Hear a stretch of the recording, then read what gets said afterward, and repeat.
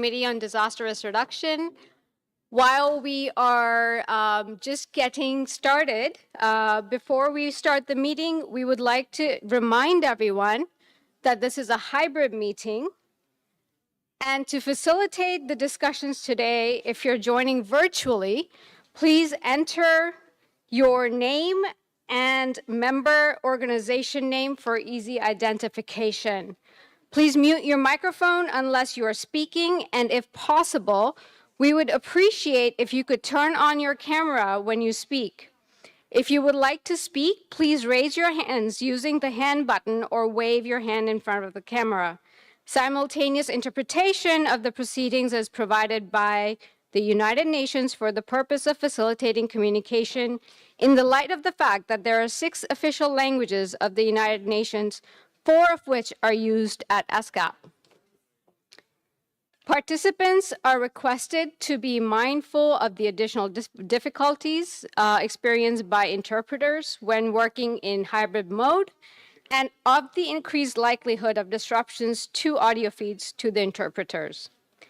Only the speech or intervention in the original language is authentic and constitutes an authentic record of the proceedings. In case of any inconsistencies between the interpretation and the speech or intervention in the original language, the latter shall prevail. In addition, interpreters serving hybrid meetings cannot be held liable for interruption of service. We will begin shortly.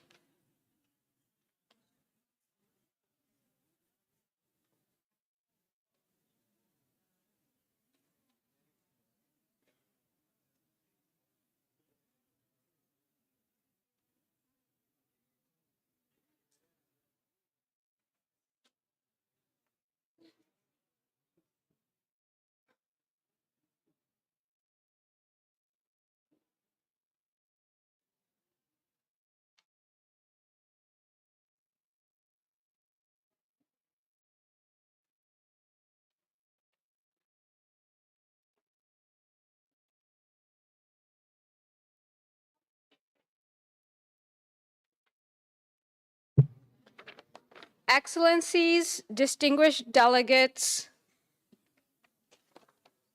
the official program of the 8th session of the Committee on Disaster Risk Reduction will begin shortly.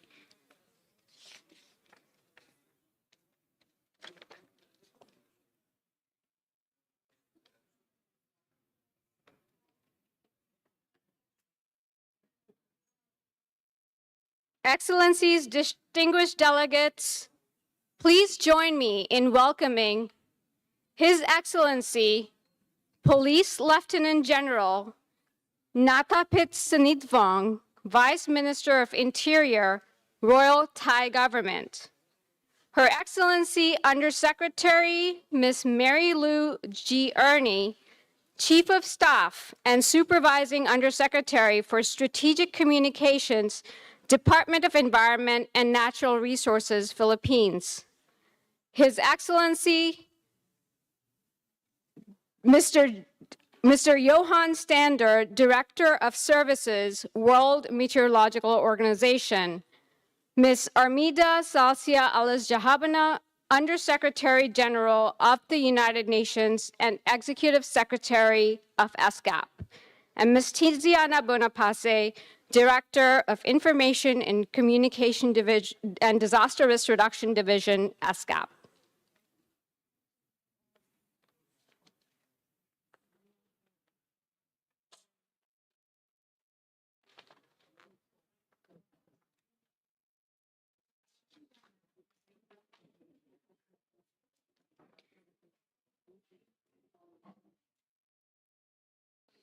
Excellencies, distinguished delegates, the official program of the 8th session of the Committee on Disaster Risk Reduction will now begin.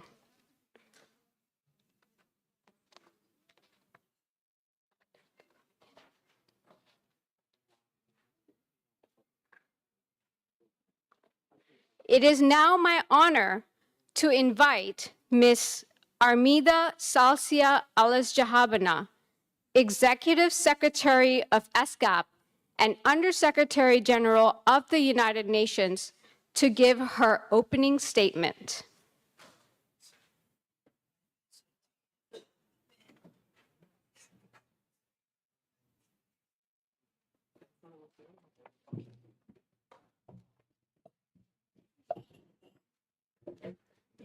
Excellency, Police Lieutenant General Natabit Sinitfong, Vice Minister of Interior of the Royal Thai Government, Excellencies, distinguished delegates, ladies and gentlemen, it is my pleasure to welcome you all to the 8th session of the Committee on Disaster Risk Reduction. The Asia-Pacific Disaster Report 2023, which will be launched at this opening session, demonstrates that over the years, disasters have claimed the lives of 2 million people, with the poorest in the least developed countries bearing the brunt of their devastating impact. As temperatures continue to rise, new disaster hotspots are emerging and existing ones are intensifying. A disaster emergency is underway, and we must fundamentally transfer approach to building resilience. The consequences of inaction are costly. Disaster-related deaths and economic losses are projected to amount to annual losses nearing $1 trillion or 3% of regional GDP under a scenario of 2 centigrade warming. The report shows that the most vulnerable subregions, such as the Pacific Small Island Developing States, will experience heightened inequality and devastation in the agriculture and energy sectors, compromising food and energy security. We have a narrow window of opportunity to embark on a path of transformative adaptation as laid out in the 2023 report. At this session of the committee, we must prioritize critical actions, starting with increased investment in early warning systems. Expanding coverage, particularly in least developed countries, is essential in reducing fatalities. Early warning systems can also decrease disaster losses by up to 60%, offering a remarkable tenfold return on investment. Nature-based solutions must form the bedrock of our adaptation strategies. By prioritizing the management and restoration of degraded environments, we can sustainably reduce disaster risk over the long term. Transformative adaptation also calls for alignment between social protection and climate change interventions, enabling vulnerable households to protect their assets and livelihoods, and thus ensuring that no one is left behind in hazard risk hotspots. Excellencies, to turn these aspirations into realities, we must significantly scale up existing financing mechanisms. Current levels of adaptation finance fall short of the annual average of $144 billion required for transformative adaptation. At 0.49% of regional GDP, if we act now, investment in transformative adaptation are still a fraction of the estimated 3% loss in GDP, while effective use of an expanding array of innovative financing mechanisms can help bridge the financing gap. As climate-related disasters rise, so do their transboundary impacts. A regional strategy that prioritizes common early warning systems and builds transboundary synergies across countries assumes importance. Consequently, Commission Resolution 79/10 calls on member states to implement and strengthen early warning systems for all as key adaptation strategies in the region and requests the Secretariat to develop early warning system for all at the regional level.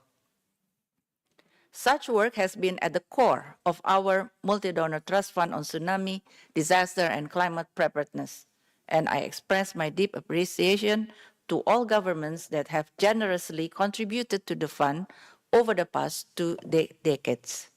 Excellencies, now is the time for collaboration, united around a common purpose, and let us build on early warnings and innovation in science every step of the way, pooling our resources with UN agencies to enhance the collective resilience and response of our region. I look forward to the important work of this committee in further guiding the Secretariat on the implementation of its disaster resilience work. Thank you very much.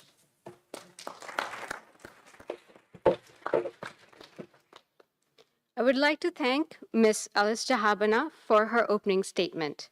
It is now my honor to invite His Excellency Police Lieutenant General Nathapit Snitwong, Vice Minister of Interior, Royal Thai Government, to give his opening statement.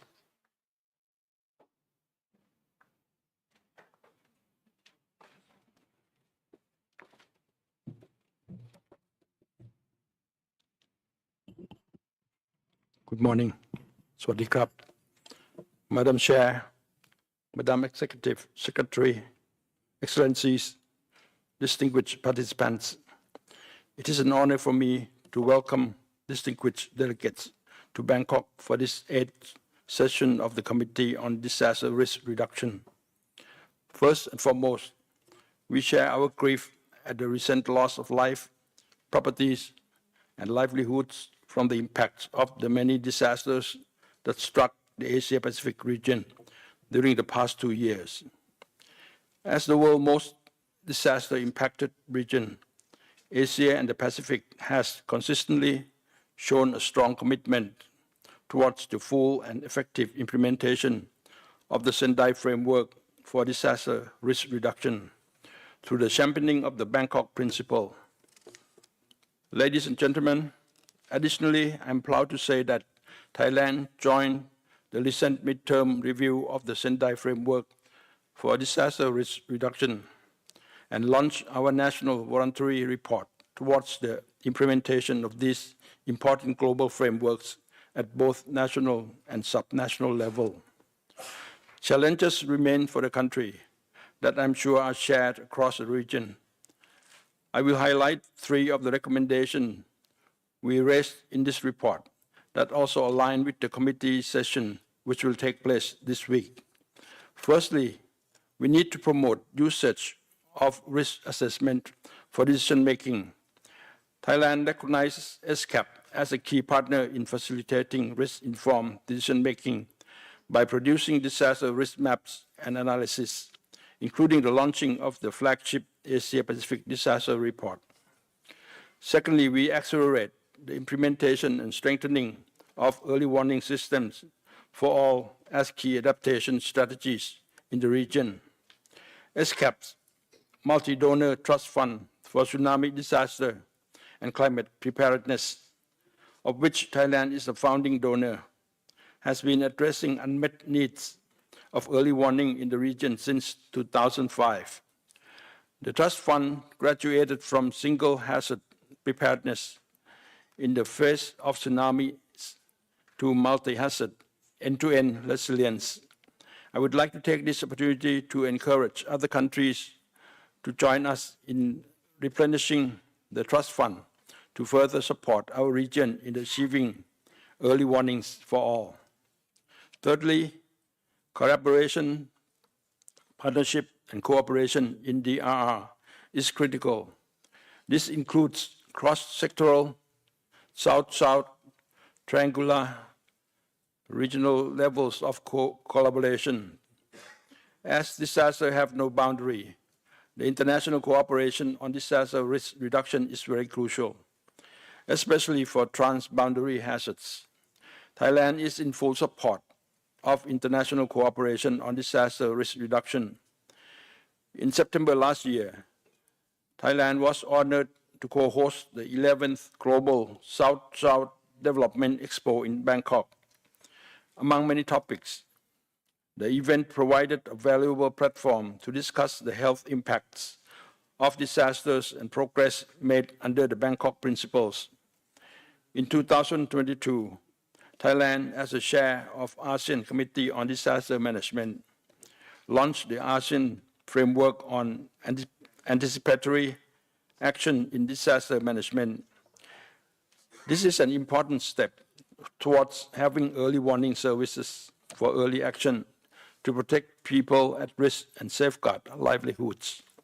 Additionally, Thailand is an active member in the work in the WMO ESCAP panel on tropical cyclones and WMO ESCAP typhoon committee, in which countries of this region are able to share expertise and technology and prepare together for transboundary hazards.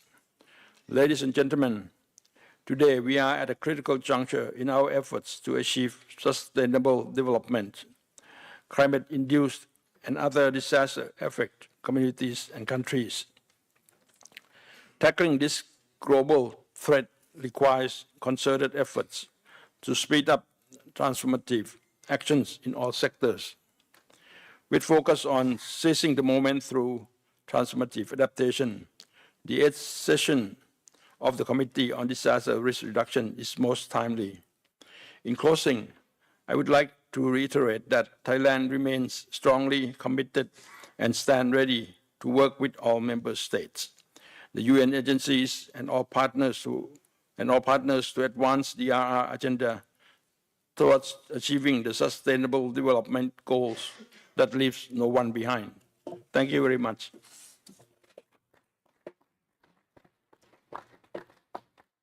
I would like to thank His Excellency Police Lieutenant General Nathapit Sanitphong for his opening statement. It is now my honor to invite Mr. Johan Stander, Director of Services of World Meteorological Organization, to give his opening statement.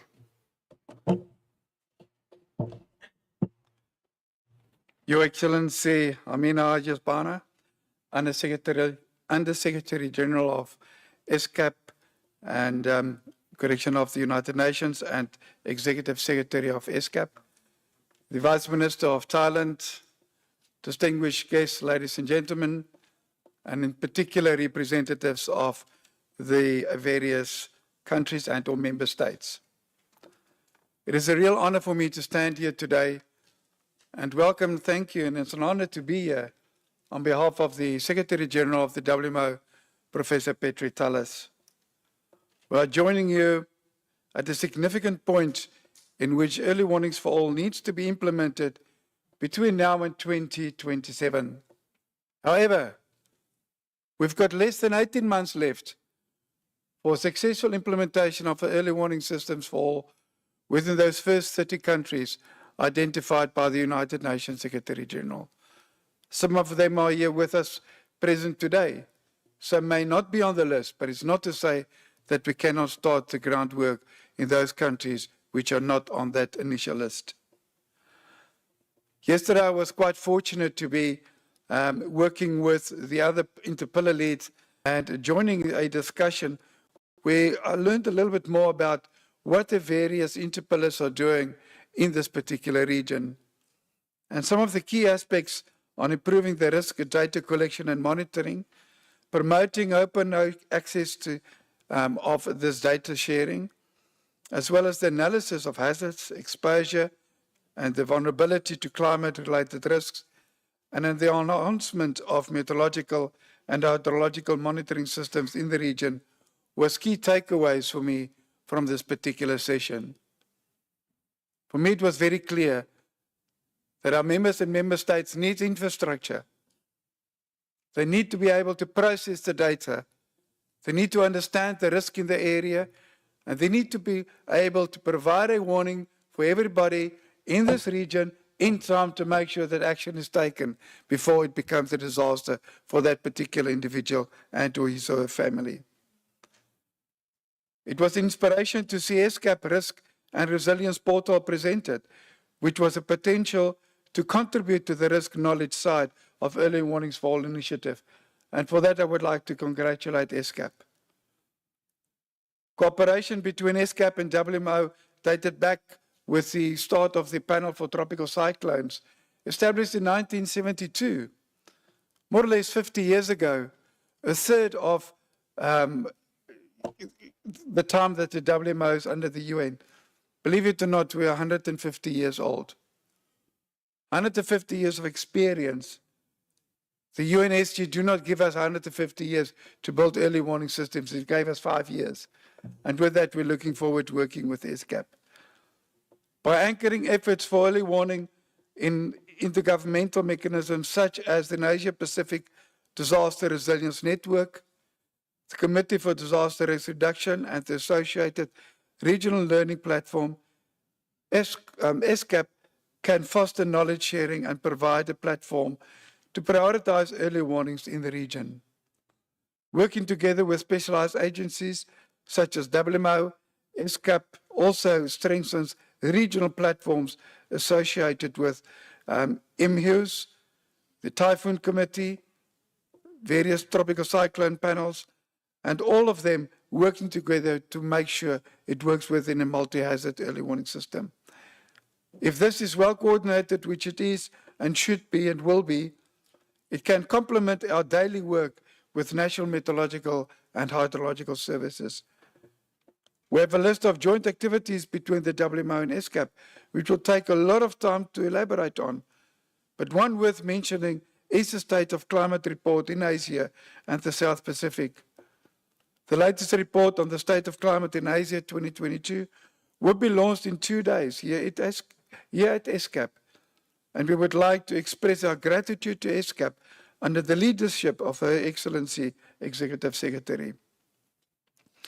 We would like also to acknowledge the ESCAP Trust Fund for Tsunami Disaster and Climate Preparedness, which is only dedicated regional trust fund that delivers coordinated financial and technical support to address unmet needs and gaps in early warning systems in Asia and the Pacific. This is a regional asset and can accelerate the implementation of early warnings for all. Last but not least, ESCAP proactive nature of promoting early warnings for all by proposing ESCAP's regional action plan for implementation of early warnings for all is very inspirational and sets an example of how a regional intergovernmental organization pushes forward the global UN agenda in the region. Let us work together to ensure that this is all aligned to the global plan, although taking the specific needs of the region in consideration. We are proud to partner with ESCAP, and we look forward working in a collaborative way together even more, as there is no time for duplication. I wish to congratulate and thank ESCAP and everybody for their willingness to contribute to the implementation of early warnings for all in the region. Myself, for my sins, responsible for the technical implementation across all 4 pillars globally, and from the WMO side, we are here to work with you.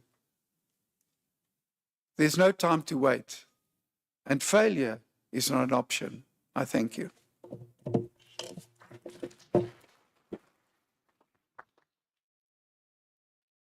I would like to thank Mr. Stander for his opening statement. It is my honor to invite Ms. Mami Mizutori, Special Representative of the Secretary General for Disaster Risk Reduction and head of the United Nations Office for Disaster Risk Reduction, to give her opening statement.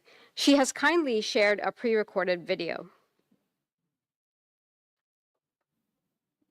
Excellencies, distinguished delegates, ladies and gentlemen, it is my great pleasure to be part of the opening of the 8th session of the ESCAP Committee on Disaster Risk Reduction. I would like to thank my colleague and dear friend, Ms. Armida Alice-Jabana, Executive Secretary of ESCAP, for the invitation and her leadership on disaster risk reduction. ESCAP is a core and strategic partner of UNDRR, and I congratulate it on organizing the 4th Disaster Resilience Week and launching the Asia-Pacific Disaster Report 2023. Since this committee last convened, the midterm review of the Sendai Framework for Disaster Risk Reduction has concluded with a clear message, which is, despite significant progress, much more is needed to implement the Sendai Framework as an integral part of the 2030 Agenda for Sustainable Development. That is because risk driven by climate change and inequality is increasing faster than our reduction efforts. The result is greater and more frequent disasters that take lives, destroy livelihoods, and set countries back from achieving the SDGs. The good news is that the political declaration of the midterm review points to what we can do together to change course. In particular, I would like to stress three of its calls to action. First, we need to broaden multi-hazard risk governance and make it more people-centered. To do so, we need to apply legal and regulatory frameworks and ensure the participation of women, youth, older persons, persons with disabilities, migrants, and indigenous peoples, while also strengthening the role of scientific entities, volunteers, professional associations, the private sector, and the media. This applies to both the national and local levels. Second, there needs to be sustained and predictable investments in disaster risk reduction and an expansion of DRR financing instruments from the public and private sectors. The lack of dedicated funding to DRR is especially detrimental to the least developed countries where disasters threaten their debt sustainability and graduation. Synergies should also be sought by aligning development financing strategies with DRR priorities, especially for infrastructure investments. And third is the call for development partners to support the implementation of the UN Secretary General's Early Warnings for All initiative. Accomplishing this initiative's goal of multi-hazard universal early warning coverage is one of the most direct ways we can help countries attain a substantial reduction in disaster losses and damages. This initiative takes on a special significance in Asia and the Pacific as we near the 20th anniversary of the Indian Ocean tsunami, and Asia Pacific remains still the most disaster-prone region in the world. This is why I am grateful that the deliberations of this year's Disaster Resilience Week will be guided by the initiative's Executive Action Plan. UNDRR is privileged to co-lead this important initiative with the World Meteorological Organization, and we are committed to working with all of you to make it a reality. The Sendai Framework Midterm Review has shown us the way to resilience, but we will need strong regional cooperation to get there.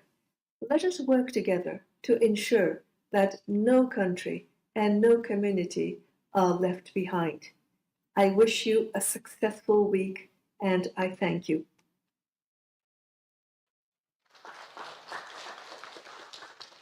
I would like to thank Ms. Visatori for her opening statement.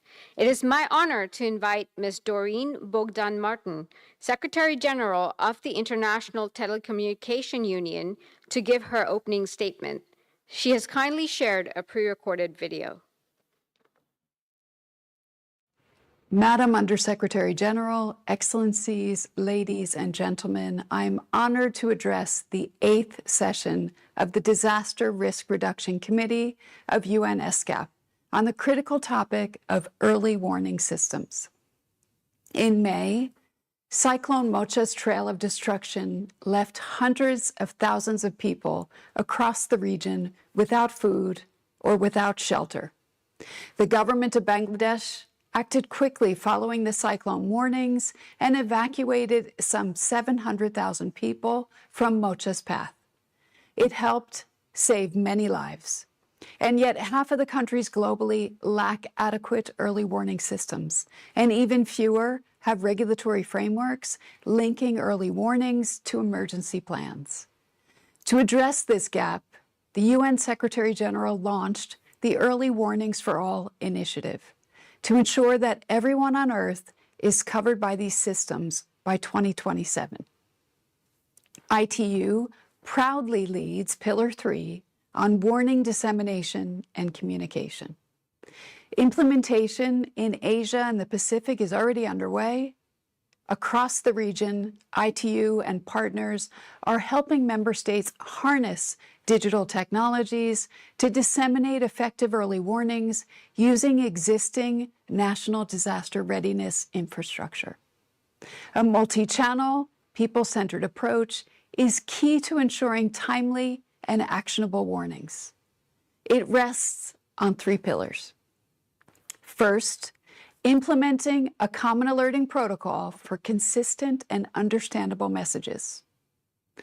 Second, a national emergency telecommunications plan to coordinate disaster management efforts effectively.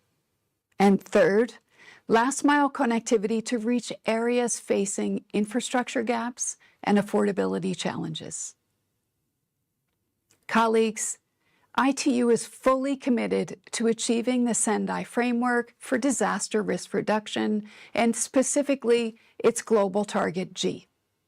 As part of the Global Emergency Telecommunications Cluster, ITU also stands ready to support our members with disaster connectivity maps, satellite telephones, terminals, and training through tabletop simulation exercises.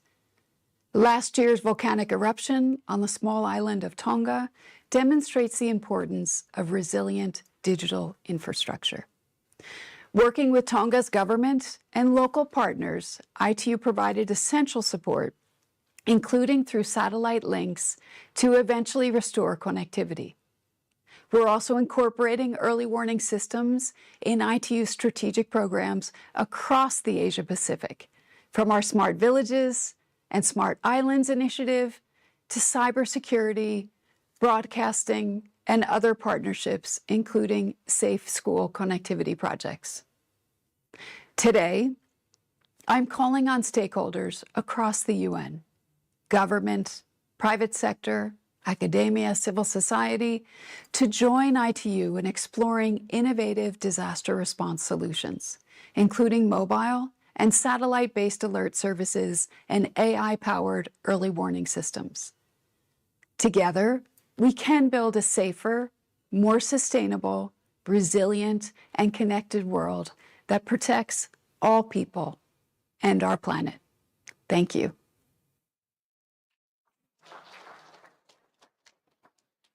I would like to thank Ms. Bogdan Martin for her opening statement.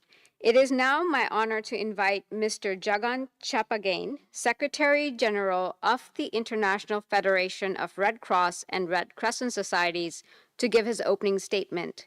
He has kindly shared a pre-recorded video.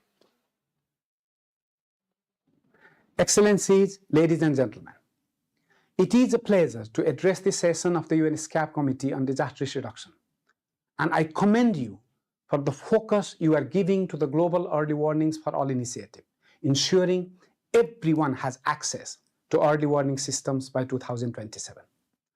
The IFRC network remains deeply committed to working with our partners, UNDRR, WMO, and ITU, on this initiative. As lead on Pillar 4, we are focused on building national and community preparedness and response capacities. I am pleased that this initiative has led to increased collaboration between regional level stakeholders, and I hope that this meeting will provide further impetus to drive country-level processes in the initial 10 targeted countries in Asia and the Pacific. The Early Warnings for All initiative is one of the major initiatives that will greatly contribute towards efforts in disaster risk reduction globally.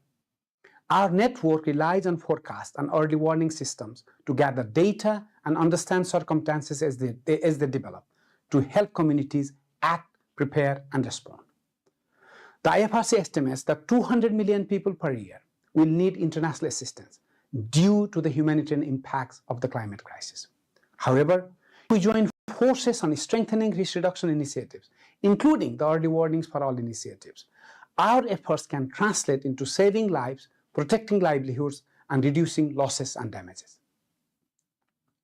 The key must be impactful action in preparedness, response, and recovery, which takes place at the local and national level.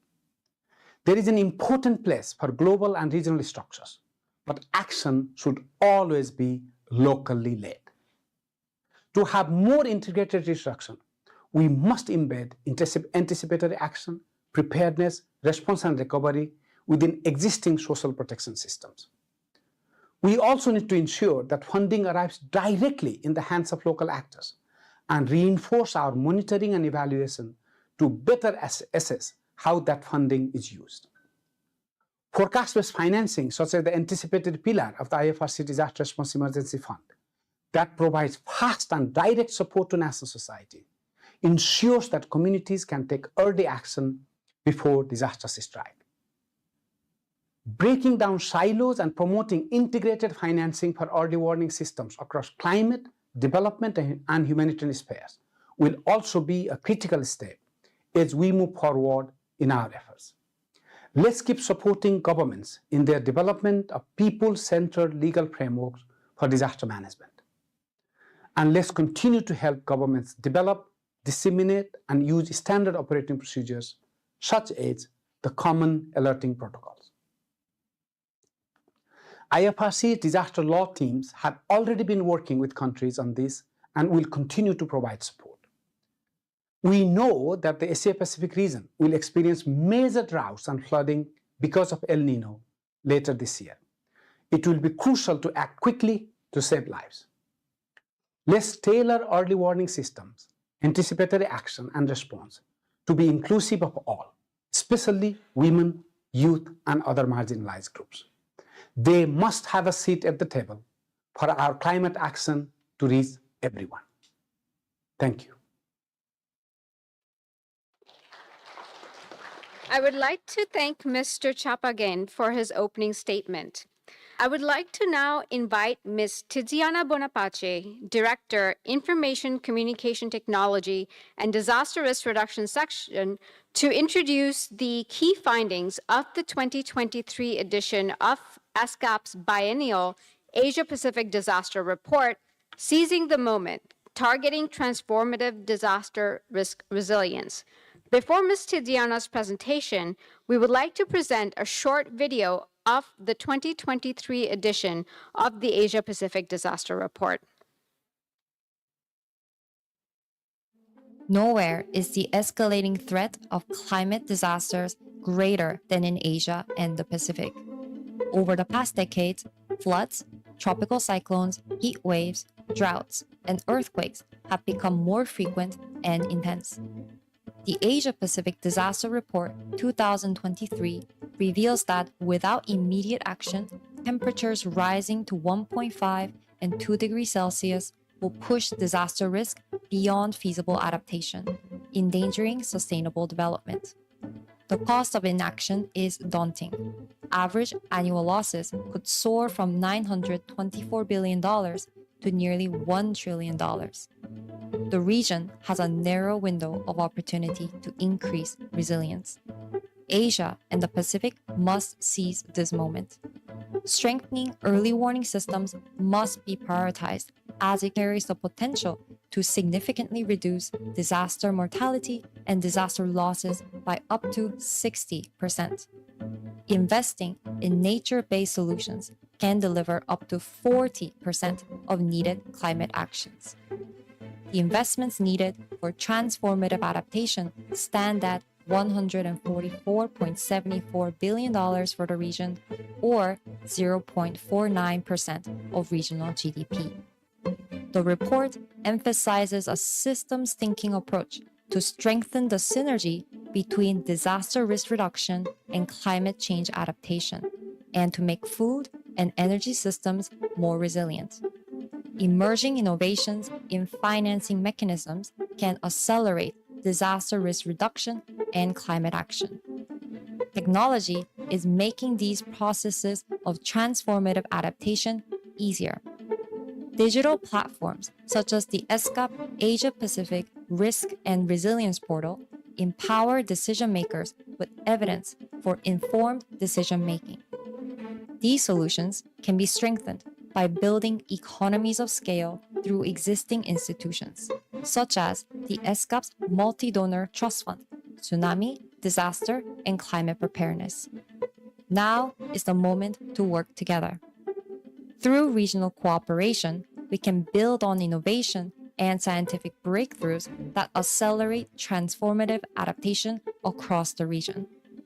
Only together we can implement a regional strategy for universal early warnings, safeguard developmental gains, unlock financing for proactive actions, and seize this moment for transformative adaptation towards a resilient future in Asia and the Pacific.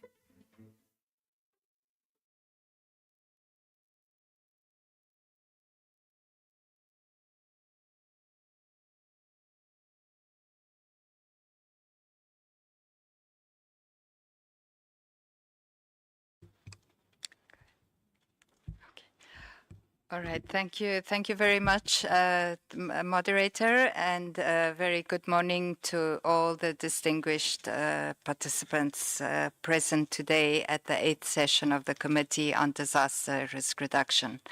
It is my pleasure to supplement the video with a few key takeaways from the Asia Pacific Disaster Report for 2023.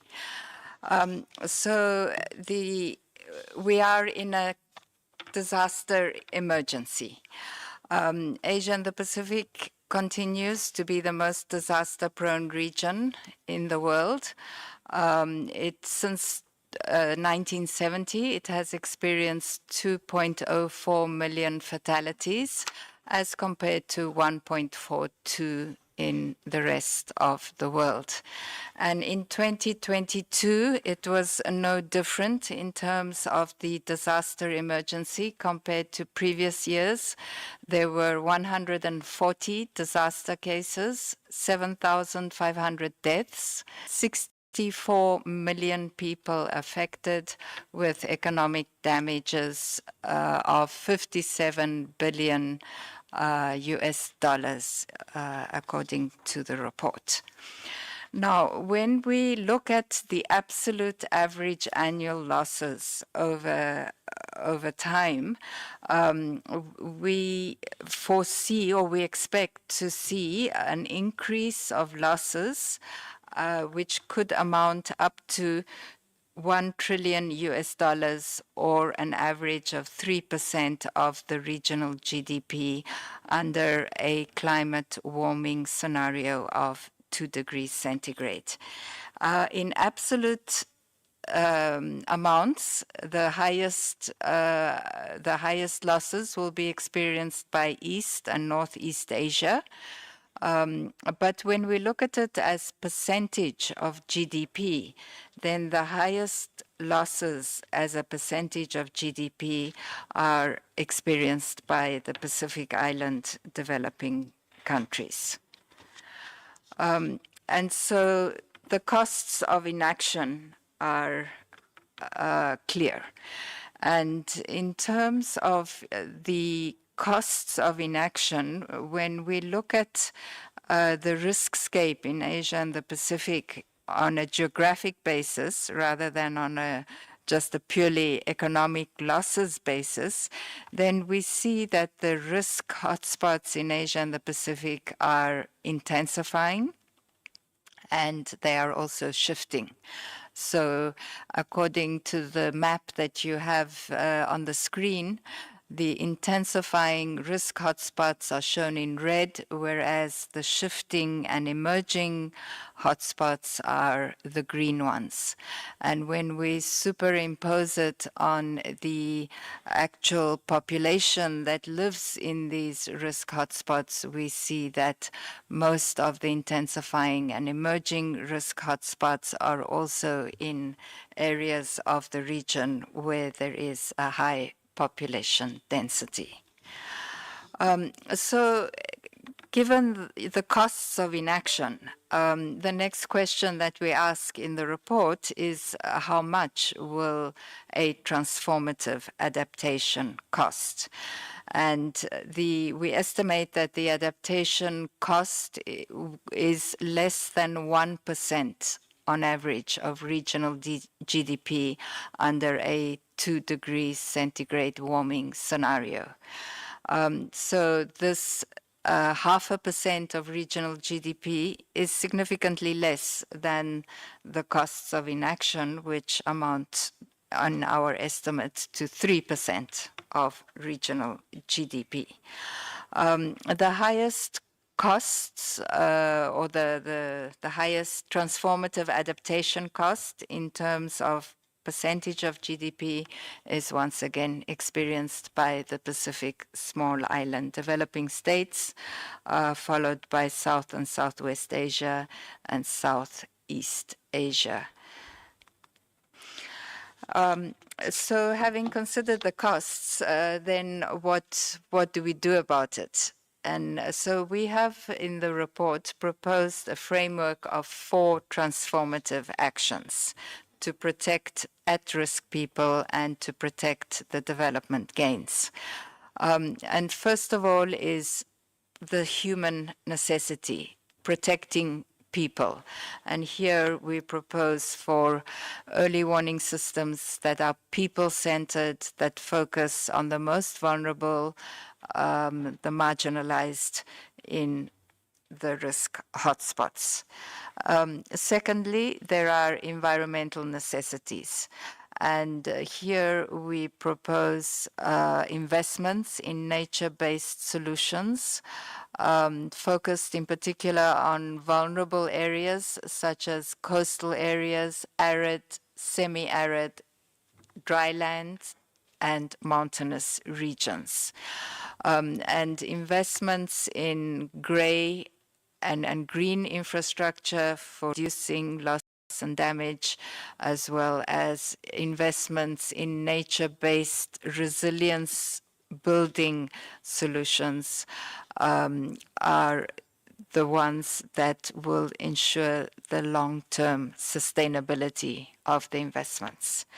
There are also economic necessities, and here fit for purpose early warning systems have high economic returns, as I think the video made clear.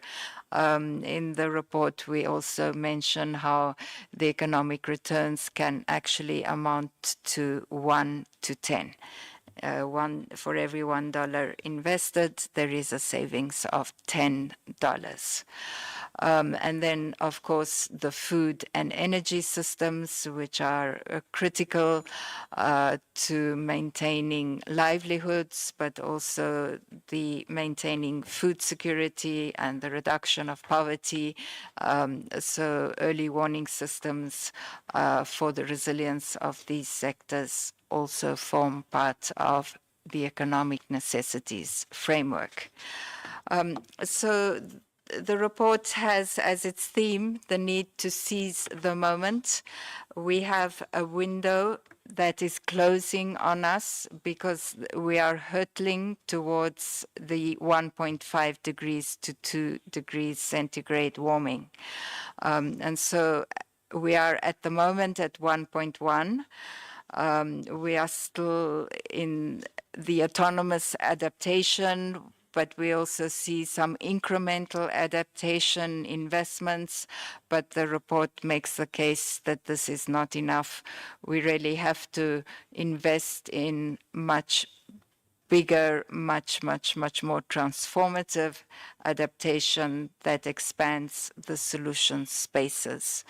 If this is not done, then at a 2 degrees centigrade warming scenario, adaptation may no longer be possible. It may have hit the hard limits where investments in adaptation may be too late and may not be effective anymore. And then we also look at the how question of how to finance, and here I think the options are more diverse. We see increasing financing instruments that are being made available for investments in transformative adaptation.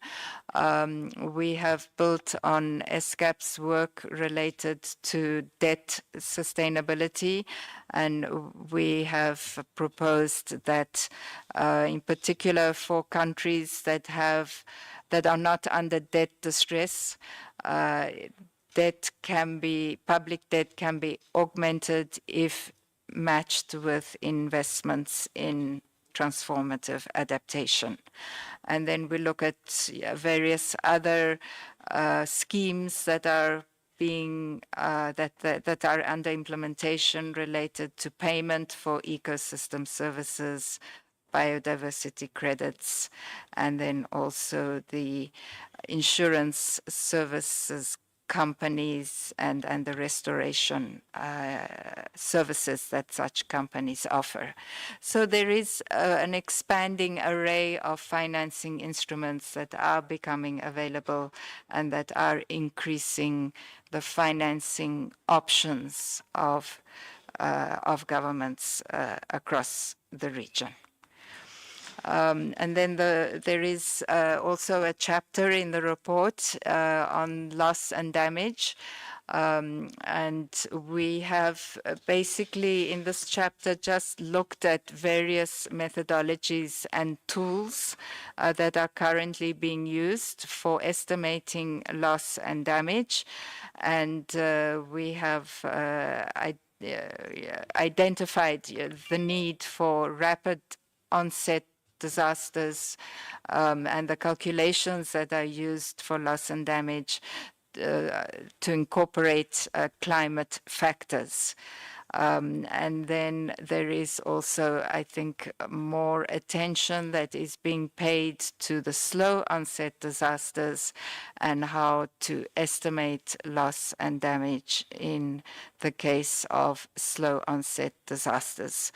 So this is a spectrum of actions that stretch from the short term to the medium term to the long term. The work is underway. It is not yet, not yet final, but there is, I think, definitely more attention that is being paid to climate change aspects of disasters, and in particular the slow onset nature of some of the disasters, and how to factor all these things into loss and damage calculations. So the final part is really on the key elements for transformative adaptation, strengthening the early warning systems for all to reduce losses and to leave no one at risk behind. We propose that in support and fully aligned with a global executive action plan that the UN Secretary General launched at COP27, and in support also of the country level rollouts, there is a need for a regional strategy that can address the transboundary aspects and that can promote the interoperability of country systems and the communication among systems at the national level for disasters that increasingly know no boundaries, and for disasters that increasingly have transboundary impacts. Thirdly is the need to invest in nature-based solutions for long-term cost-effective protection of people and the environment, the need to build resilient infrastructure, and the need to raise finance ambitions and to leverage on the opportunities that are offered by a growing array of financing options that include blended government-private finance. So thank you very much. That's the end of my presentation.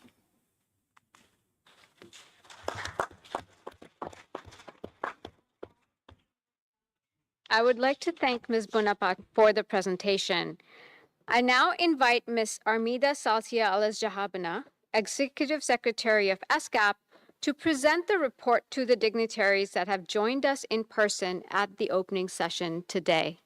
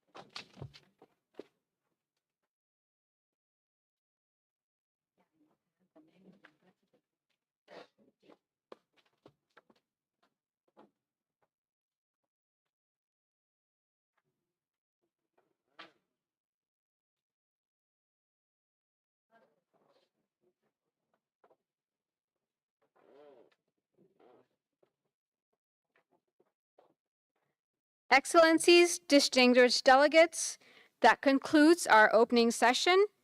The Secretary of the Committee will now proceed with the next agenda item. Thank you.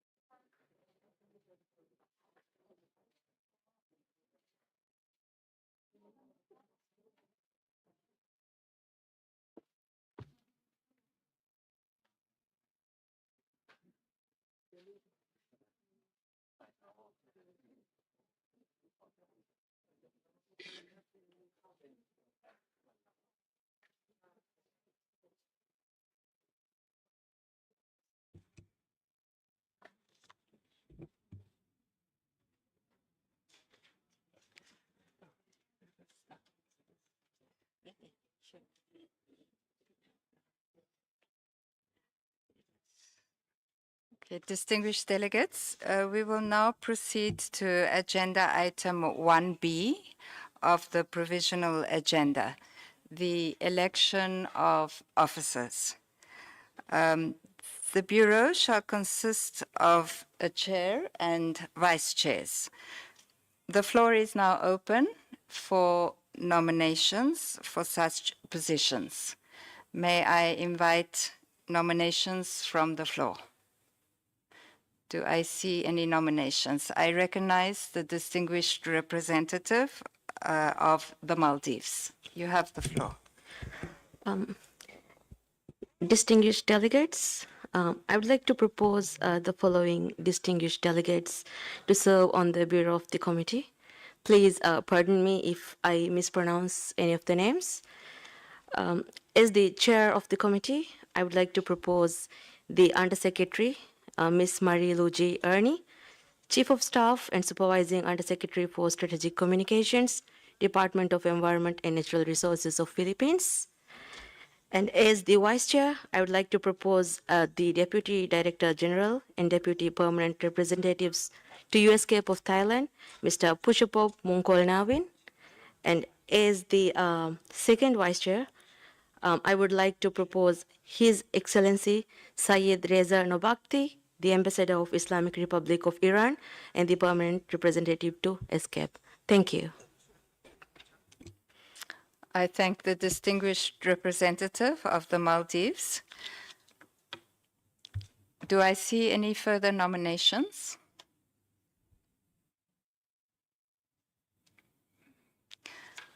Do I see any proposals for secondment? I recognize the distinguished representative of Bhutan. Excellencies, distinguished delegates, I'm afraid if I'll be able to pronounce the names of the distinguished delegates correctly. Pardon me and correct me if I mispronounce their names. Distinguished delegates, I would like to second the nomination of the following distinguished delegates to serve the Bureau of the committee. As the chair, the Undersecretary, Ms. Marilo G. Arney, Chief of Staff and Supervising Undersecretary for Strategic Communications, Department of Environment and Natural Resources, Philippines.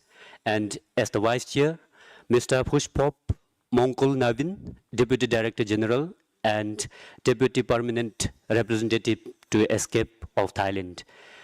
And as the second Vice Chair, I would like to propose His Excellency Said Reza Nobakti, Ambassador of the Islamic Republic of Iran to Thailand and Permanent Representative to UNESCAP.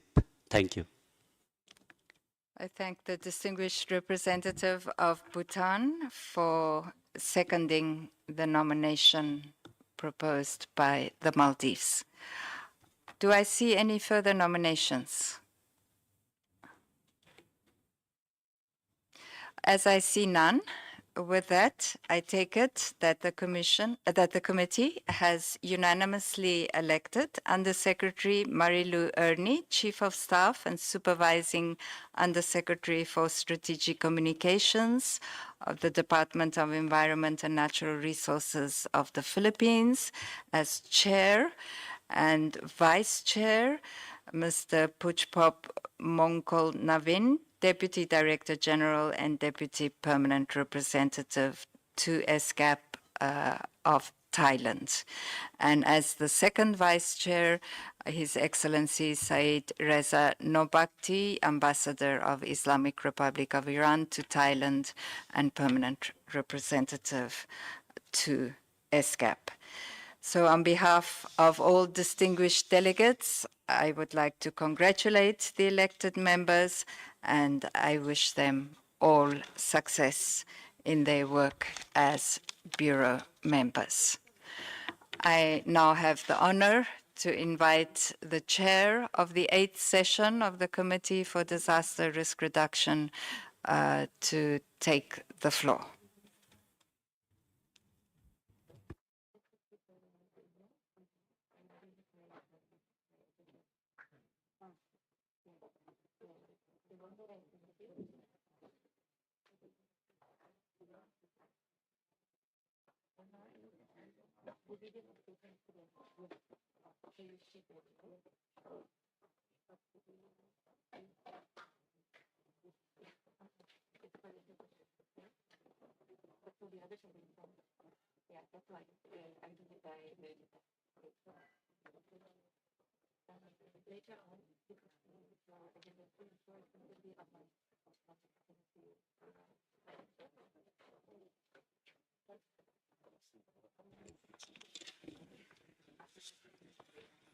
Excellencies, distinguished delegates, it is indeed an honor and privilege for me to assume the role of chair in the 8th meeting of the Committee on Disaster Risk Reduction.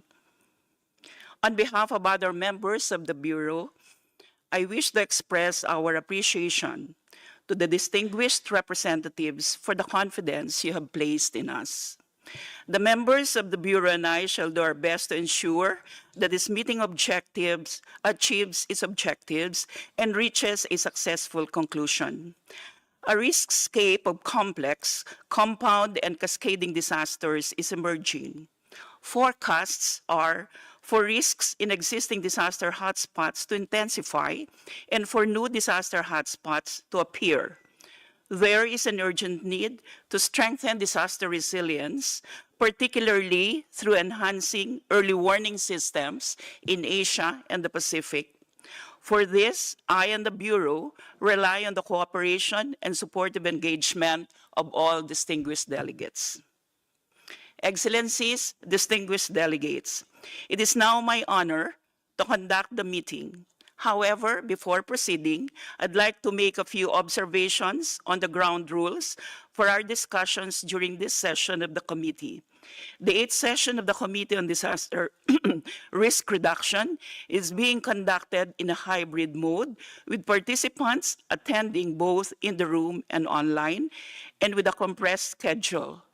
I would therefore request all delegates to be brief in their statements.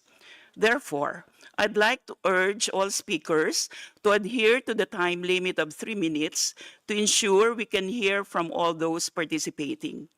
I would also like to remind delegations that in case of a longer statement, you may only deliver the summary version and provide the Secretariat with a full statement for sharing through the website of this committee. To facilitate proceedings and to help delegations get ready to take the floor, when I call on a speaker, I will also announce the speaker that will be next in line. Before taking up the next agenda item, I understand that the Secretariat has some announcements to make.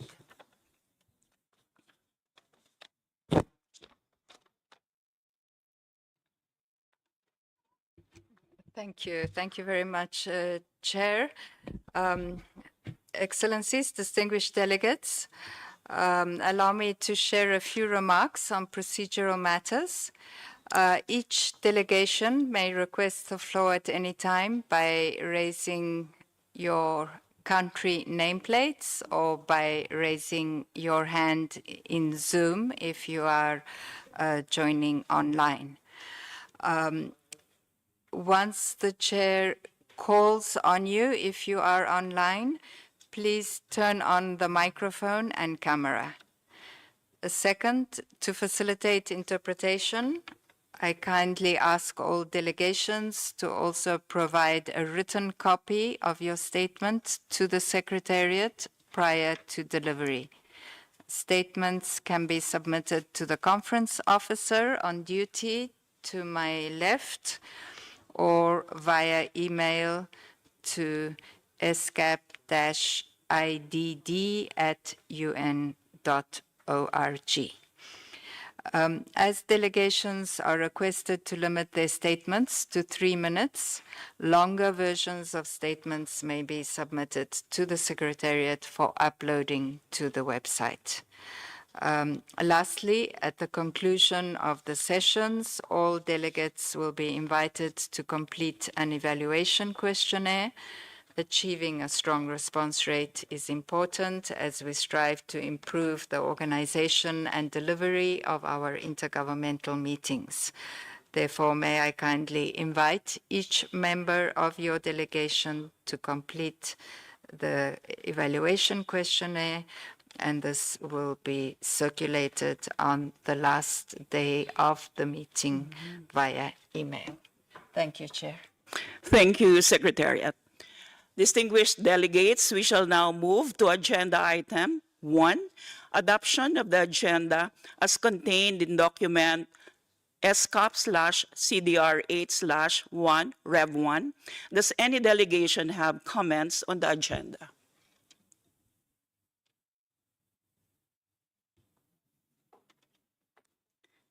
If there are no comments, the agenda as contained in document ESCAP/CDR8/1 Rev 1 is adopted. With this, we conclude the adoption of the agenda. We shall now proceed to our discussion on agenda item 2 on targeting transformative adaptation. Under agenda item 2, targeting transformative adaptation, we shall consider the document ESCAP/CDR8/2, which presents a summary of the key findings of the Asia-Pacific Disaster Report 2023. As the Philippines will be hosting the Asia-Pacific Ministerial Conference on Disaster Risk Reduction, or APM-CDRR, in 2024, I would briefly like to take my chair hat off and speak for the government of the Philippines on the key priorities that we would like to carry over to the conference. We are one with the global community in calling for accelerated actions on the implementation of the Sendai framework, recognizing the intersectionality of vulnerability and the interdependence between our social, engineered, and natural systems.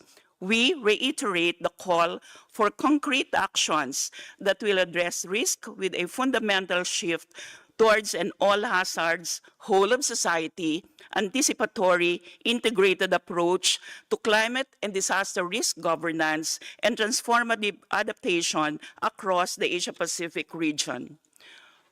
Urgent action to reduce risk is fundamental to simultaneously achieving the Sustainable Development Goals and the targets of the Paris Agreement and the Sendai Framework, as highlighted in the political declaration of the high-level meeting on the midterm review of the Sendai Framework, as well as delivering on the goals of the Kunming Montreal Global Biodiversity Framework and the new Urban Agenda. We welcome the recommendations of the Asia-Pacific Disaster Report 2023 that was launched today. We support the scaling up of nature-based solutions that will create greater synergies and bring mutually reinforcing benefits in the region.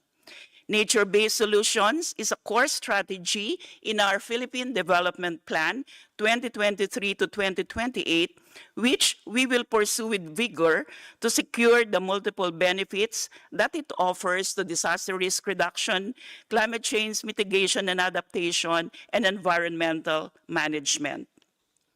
We recognize the critical role of the Asia-Pacific Science Technology Advisory Group on championing science and technology in the implementation of the Sendai Framework and providing essential policy advice. In 2022, the Philippines co-organized the Asia-Pacific Science and Technology Conference for Disaster Risk Reduction to assess the science and technology status and aspirations in the Asia-Pacific region. At the APMC-DRR in 2024, we will put a spotlight on the private sector and advocate for their full engagement in disaster risk reduction. We have a very active private sector in the Philippines.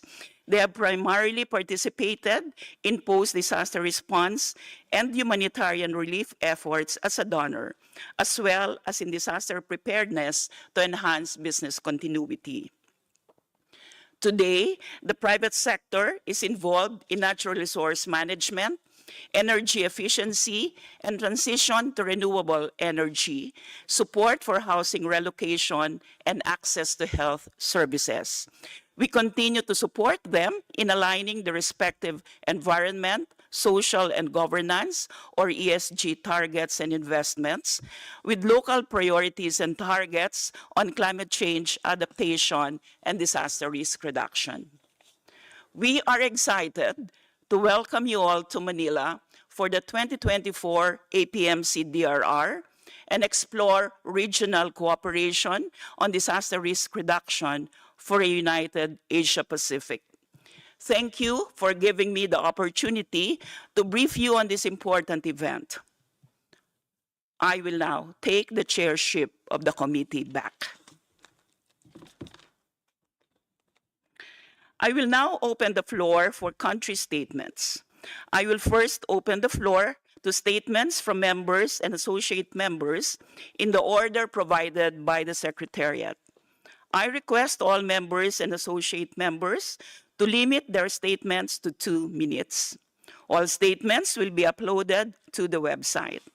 Once all members and associate members have spoken, and subject to availability of time, I will invite statements from observer countries, after which I will invite statements from international organizations, followed by UN and international organizations. Finally, I will invite statements from the designated representatives of other entities. To begin, I would now like to open the floor for statements and views from members and associate members. I recognize the distinguished delegate from China.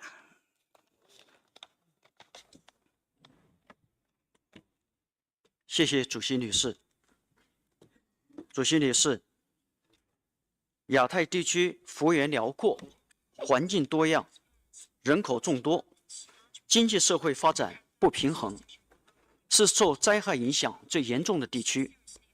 减灾是 ESCAP 的重要领域，也事关各国落实可持续发展目标。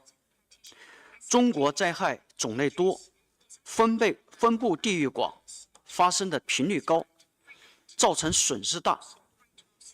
中国政府坚持以人民为中心，改革完善应急管理体系，基本建成全国一盘棋、就近快速调配的布局，保持了全国防灾、减灾、救灾形势的总体平稳。2018年至2022年，中国自然灾害死亡失踪人数比5年前下降了54%。6个国家区域救援中心开工建设，完成了30亿元的中央应急物资增储任务。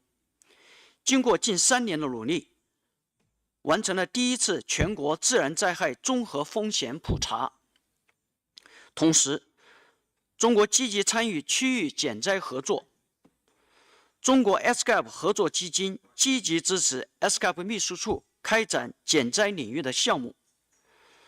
中国澳门作为亚太灾害信息管理发展中心理事会成员，持续提供资金、技术和运营支持。通过双边合作和空间技术运用，促进可持续发展区域计划等，中国向亚太受灾国家派遣救援队伍，提供救灾物资，分享遥感卫星数据，以实践行动践行国际人道主义精神和人类命运共同体理念。女士们、先生们，近年来，全球极端气候导致的自然灾害频发，厄尔尼诺现象也将对区域近几年的粮食安全造成严重影响。中方提出的全球发展倡议，将气候变化与粮食安全等作为重点合作领域，与各方携手开展了很多务实举措。去年4月，中国太平洋岛国应对气候变化合作中心正式成立。今年5月，中国和蒙古国就设立中蒙荒漠化防治合作中心达成共识。中国已与39个发展中国家签署46份气候变化南南合作文件，推动全球环境基金实现历史最大增资，并累计向亚洲发展基金捐款3.3亿美元，支持低收入国家应对疫情和自然灾害、粮食短缺等问题，促进亚太地区疫后复苏和可持续发展。中方注意到2023年亚太灾害报告的内容，关于变革性适应，中方认为区域各方一是应加强国际和区域合作，用好 ESCAP 等区域合作平台，加强政策交流、经验分享与能力建设。我们也欢迎各方积极参与"一带一路"自然灾害防治和应急管理国际合作机制和全球发展倡议气候变化领域的相关项目。2是要确保充足合理的资金支持，要用好联合国气候变化框架公约缔约方第27次会议设立的相关基金，发达国家应尽快兑现契变相关资金和技术承诺。3是要推进空间和数字技术的应用和创新，妥善运用大数据与人工智能，完善早期预警与快速反应系统，提高灾害监测效率及预测的准确性。谢谢。Thank you, distinguished delegate from China.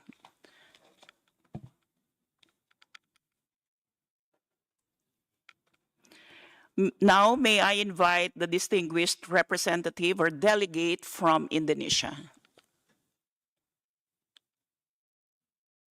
Excellencies, Head of Delegation, distinguished guests, ladies and gentlemen. It is with great honor and privilege for my delegation to participate in the 2023 ESCAP Disaster Resilience Week. It is with strong perseverance to address challenges in disaster emergencies, at times unpredictable, Indonesia has reached this stage today. As a nation with extensive experience and expertise in governing many kinds of natural disasters from early response to rehabilitation and reconstruction process, we learned a lesson that disaster management is everybody's business.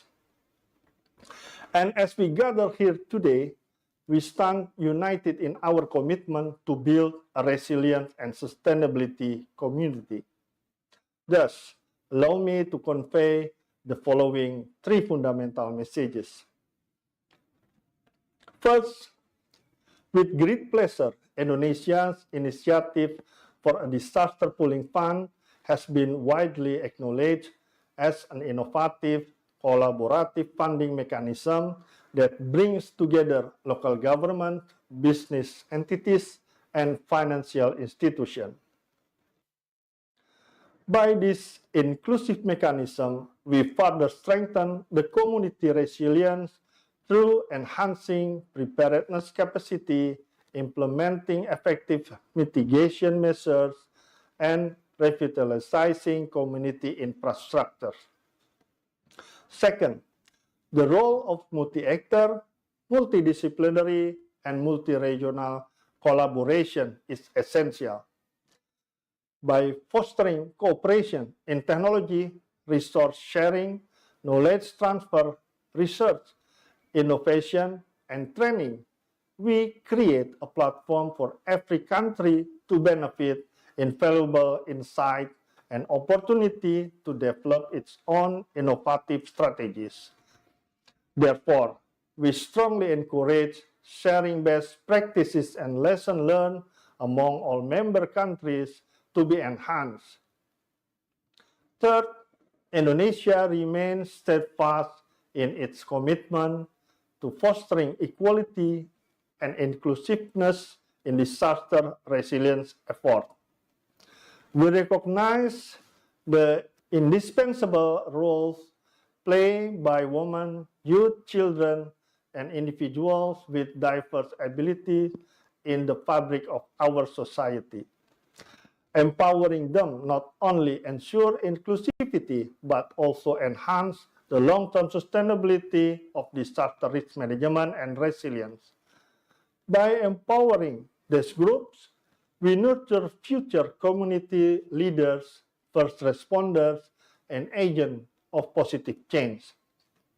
Together, we are driven by the belief that the resilient, safe, and prosperous future is within our reach.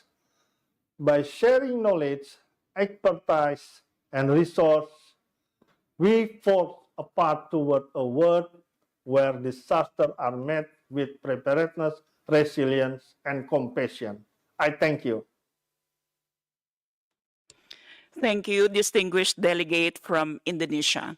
Now I invite the distinguished delegate from the Islamic Republic of Iran.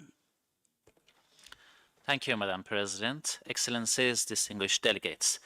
At the outset, allow me to convey our appreciation to ESCAP Secretariat for organizing this event, which is a milestone for evaluating past progress as well as identifying current gaps. In particular, the report for this session regarding the region's risk space and targeting transformative adaptation is a prime example of a well-thought as well as a science-based document compiled by the Secretariat. The Islamic Republic of Iran is of the view that in prescribing efforts for reducing disaster risks, a balanced approach has to be maintained. For example, reducing emissions for the climate agenda is as important as maintaining riverbeds and waterways. As the report has clearly stated, floods have claimed more lives in the Asia-Pacific region than any other natural disaster, while global warming remains an undisputed cascading factor. In this vein, the importance of tailoring global financial instruments to these realities cannot be overstated. Another requirement for maintaining perspective, or as the report frames, the system's approach, is recognizing the humanitarian nature of joint DRR efforts. By its very definition, managing or reducing disaster risks prevents potential humanitarian catastrophes. Nevertheless, DRR projects such as Early Warning for All do not seem to be defined as part of the humanitarian nexus, and therefore do not seem to be a possible beneficiary of humanitarian immunities. such as exemptions from political frays, economic blockades, and sanctions. In this regard, we believe DRR documents should be more commiserative in order to achieve inclusivity and maintaining the momentum. Madam President, in line with our unwavering commitment to support global efforts for DRR, and according to provisions of the UNGA Resolution 77/171, Iran will host an international conference on combating sand and dust storms with the cooperation of UN organizations and agencies, including ESCAP, DESA, UNEP, FAO, and UNDP, on 9th and 10th September this year, with the presence of the environment ministers from Asia-Pacific region and beyond.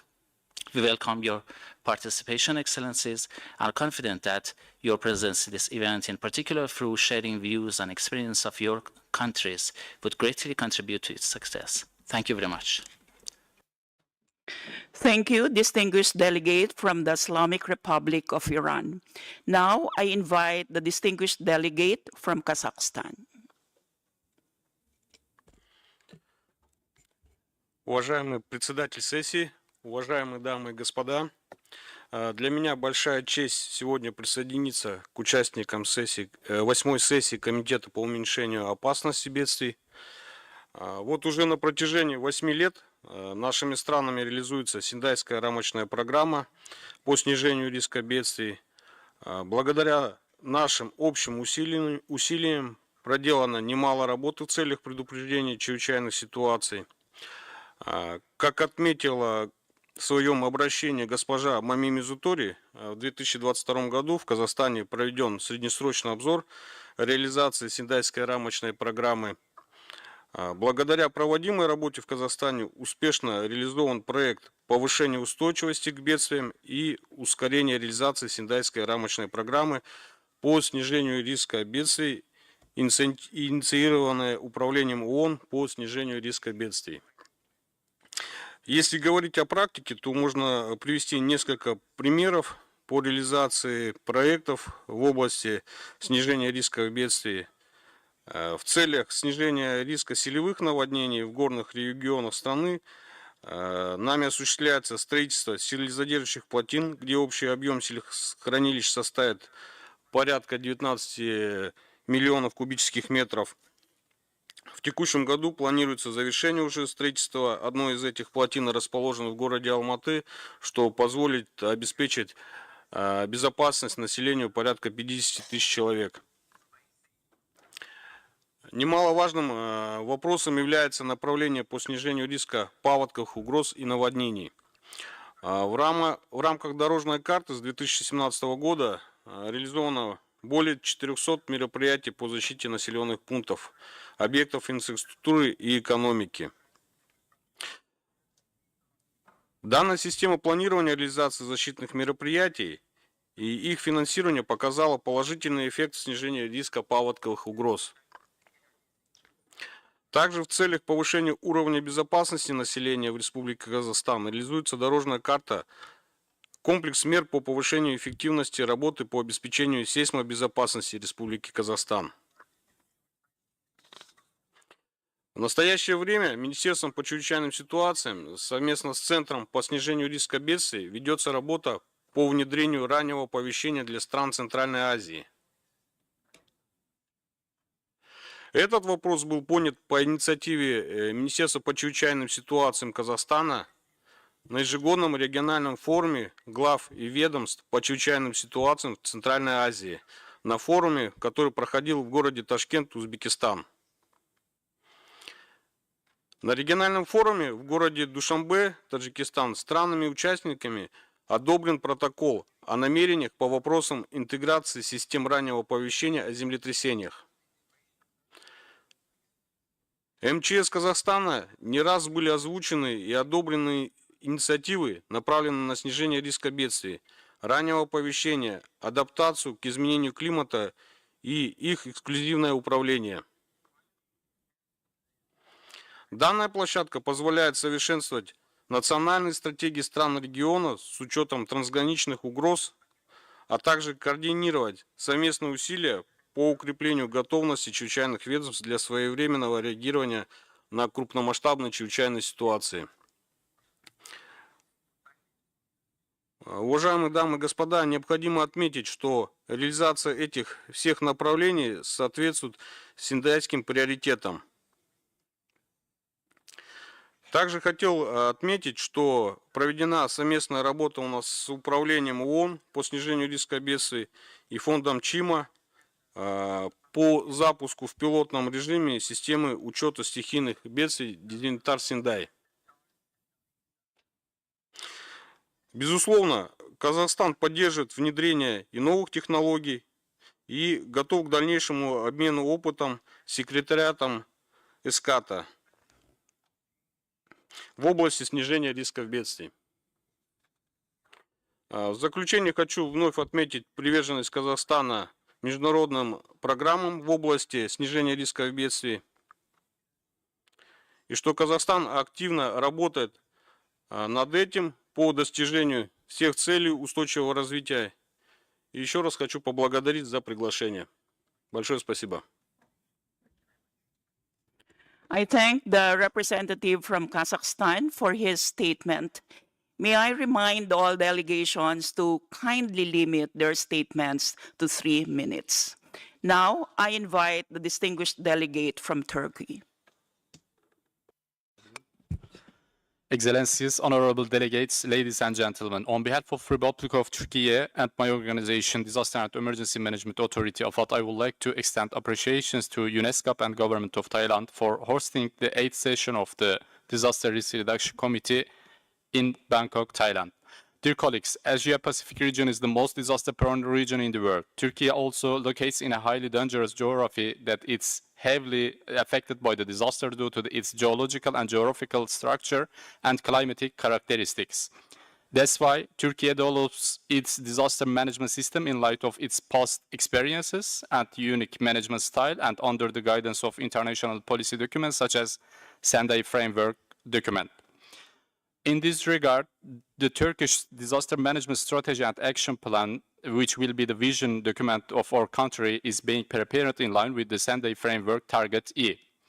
At national level also, Turkey continues to improve disaster risk management understanding for common disasters like earthquakes, floods, and landslides.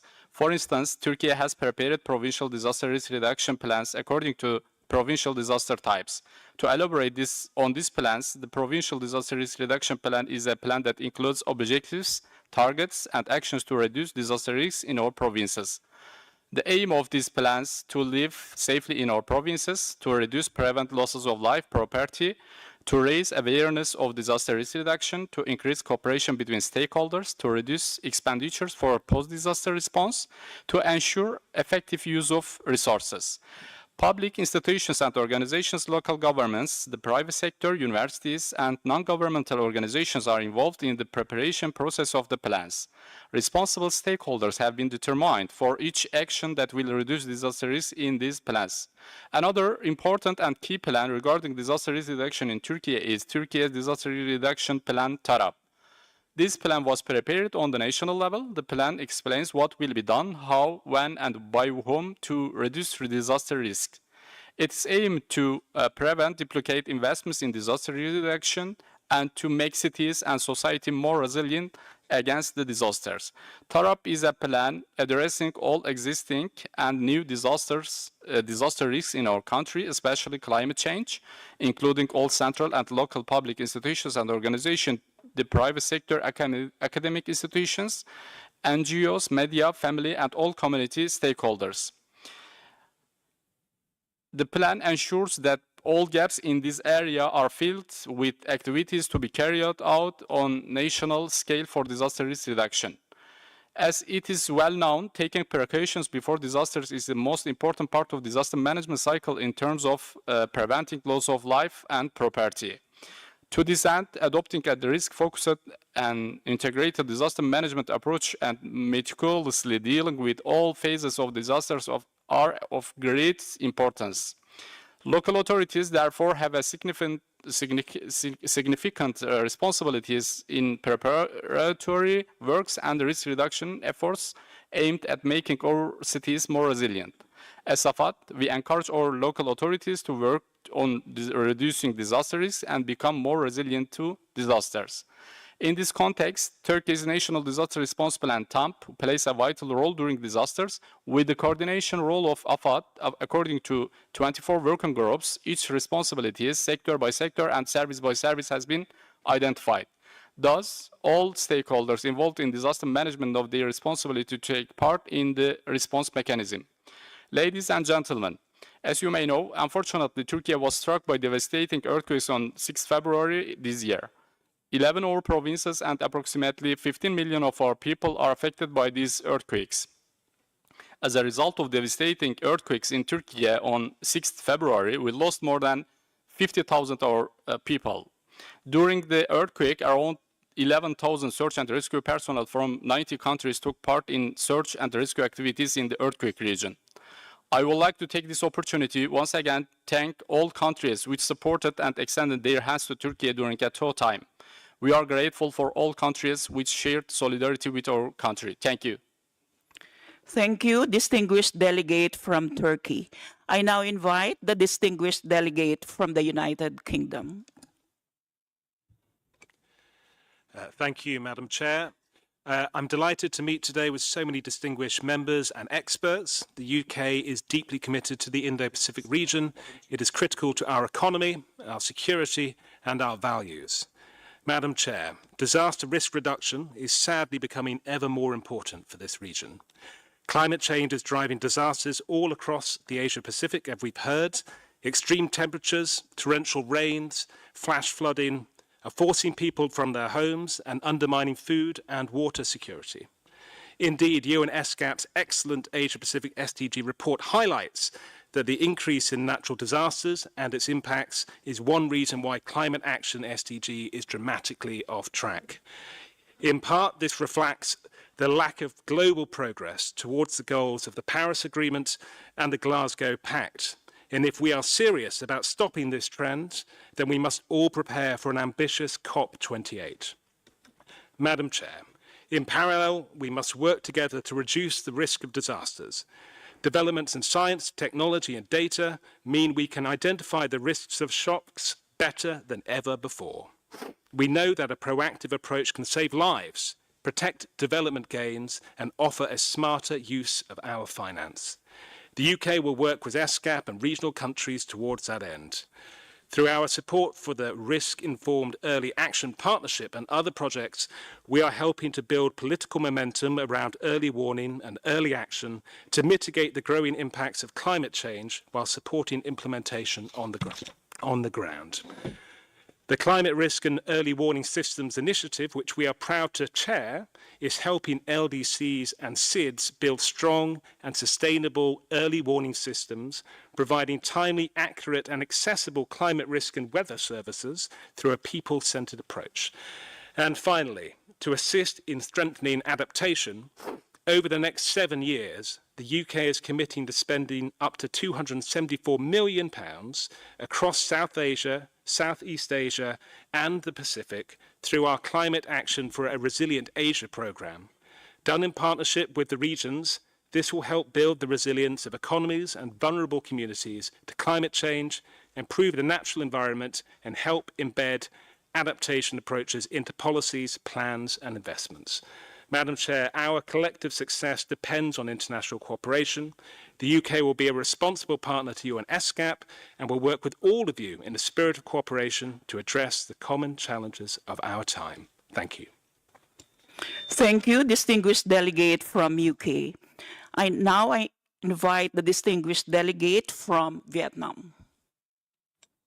Excellencies and distinguished delegate, I am honored to represent Vietnam at the 4th ESCAP Disaster Resilience Week.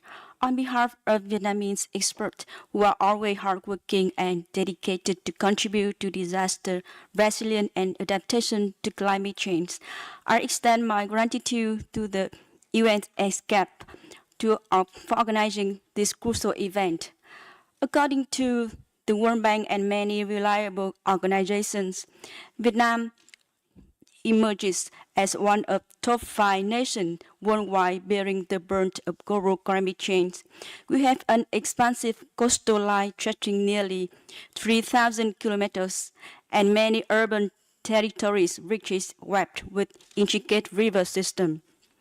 Vietnam faced the numerous adverse effects of climate change and natural disaster annually. These range from sea level rise, flooding, temperature escalation, landslide, and typhoons. I was born in Nam Dinh, a climatically vulnerable province in northern Vietnam. I have intimately witnessed an escalating impact of climate change. The yearly intensification of storm, landslide from heavier rain, and notable temperature increase are reality we face. Regrettably, human activities are exacerbating these effects. The greenfield rivers and tree-lined roads of my childhood are replaced by concrete infrastructure and towering buildings. What happened in my hometown is an example. My work as a scientist extending to various vulnerable regions across Vietnam has underscored a truth. Under the dual pressure of economic development and urbanization, our nation, akin to many other developing countries, has experienced a prolonged phase of unsustainable growth. Facing the dire impacts of natural disaster, Vietnam acknowledged the pressing need to adapt to transformation in areas of heightening risk. Currently, we realize that disaster destruction comes at high cost, and nothing is more expensive than natural innovation. Our government has enacted laws including many common with the Executive Action Plan of Early Warning for All and the Sharm el-Sheikh Implementation Plan aiming to accomplish the Sustainable Development Goals. We understand that fortifying disaster resilience and mitigating climate change impacts requires unified efforts and cooperation beyond nation borders. As a representative of Vietnam, I stand committed to a transformative approach towards enhanced adaptive capacity, strengthening resilience, and reduce climate change vulnerability. We are eager to bridge the gap in risk-informed decision-making and work collectively with our fellow member states to address the challenges posed by climate change. We look forward to meaningful and productive discussion and pledge our support to objectives of the crucial event. Thank you. Thank you, distinguished delegate from Vietnam. Now I call on or I invite the distinguished delegate from India. Thank you, Madam Chair.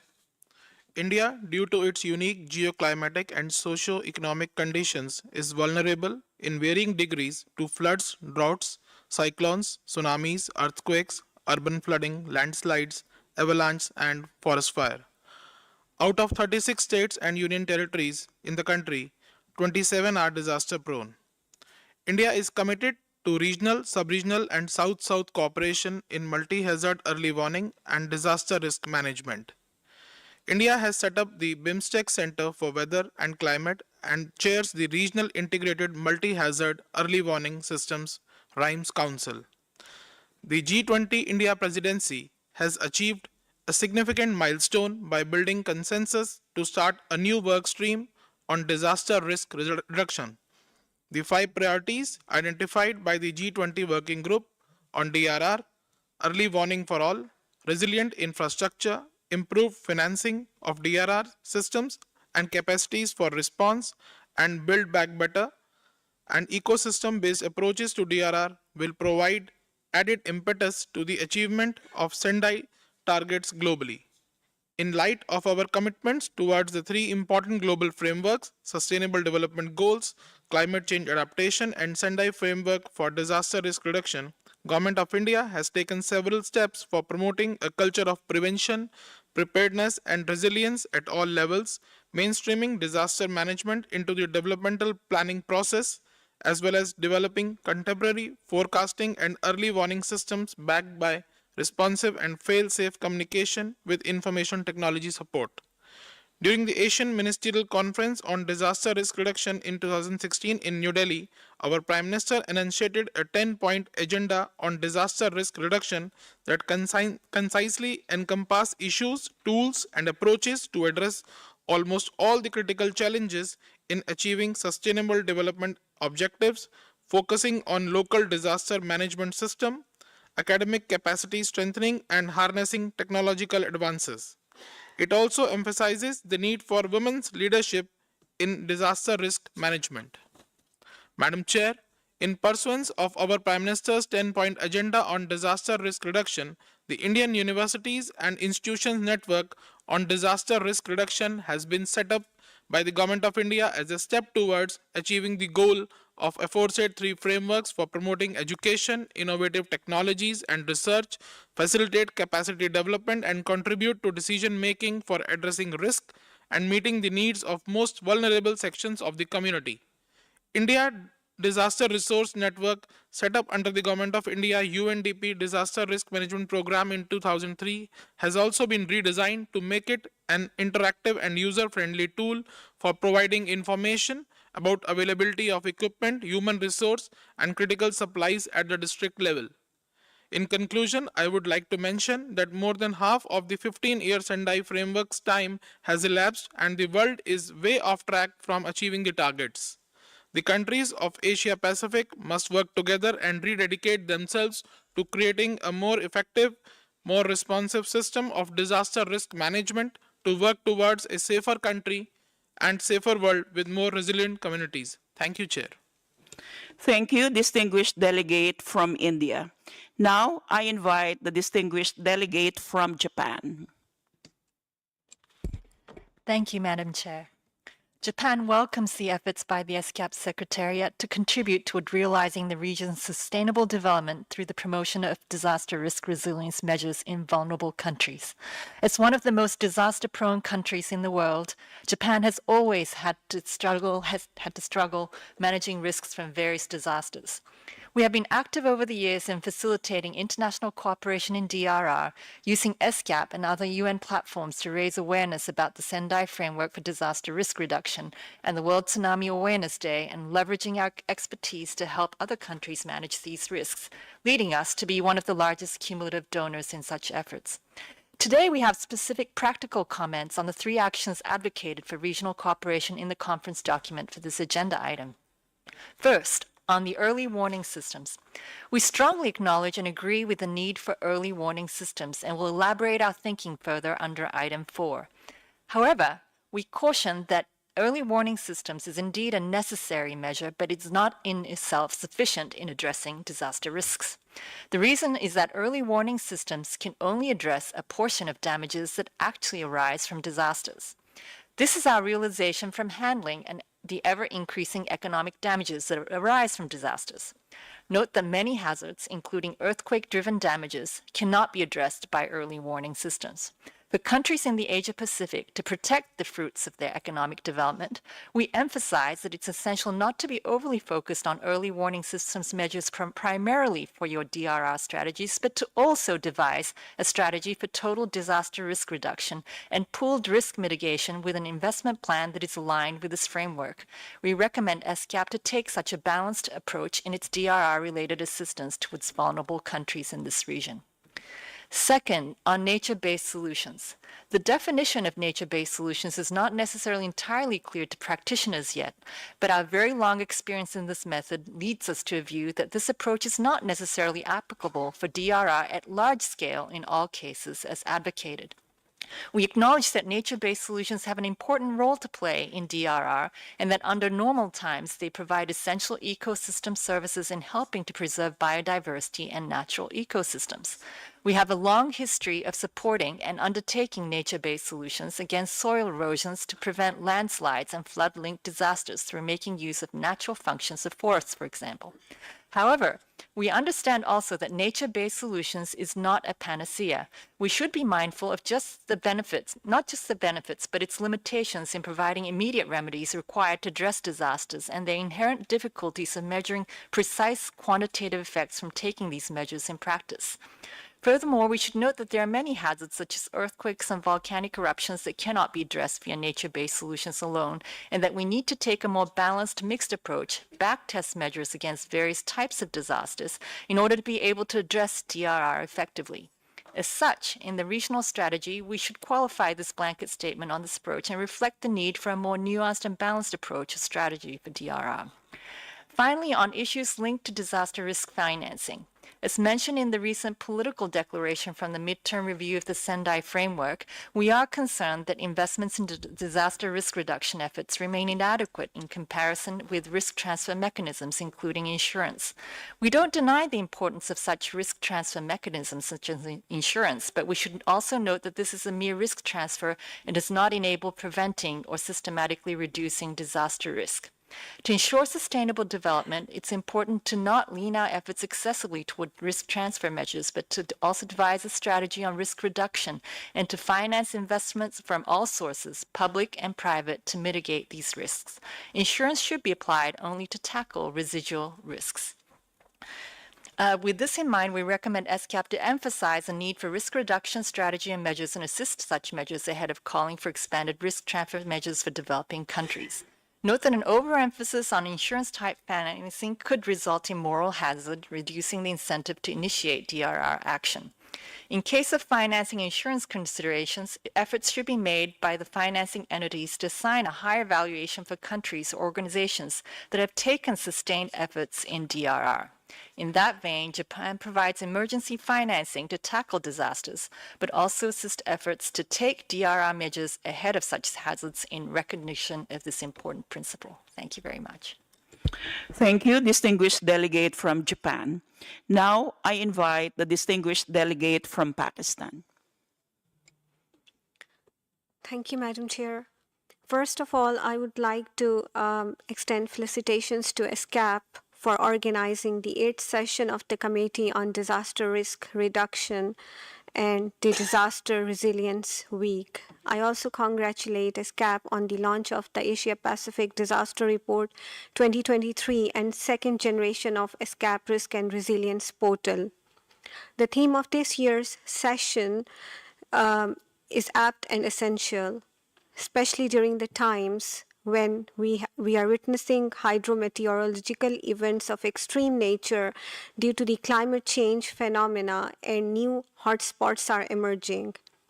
Today, Pakistan is facing the onslaught of the ongoing monsoon season while still recovering from the impact of last year's floods induced by unprecedented level of rainfall during the monsoon season in areas of the country which are not traditionally in the path of the monsoon.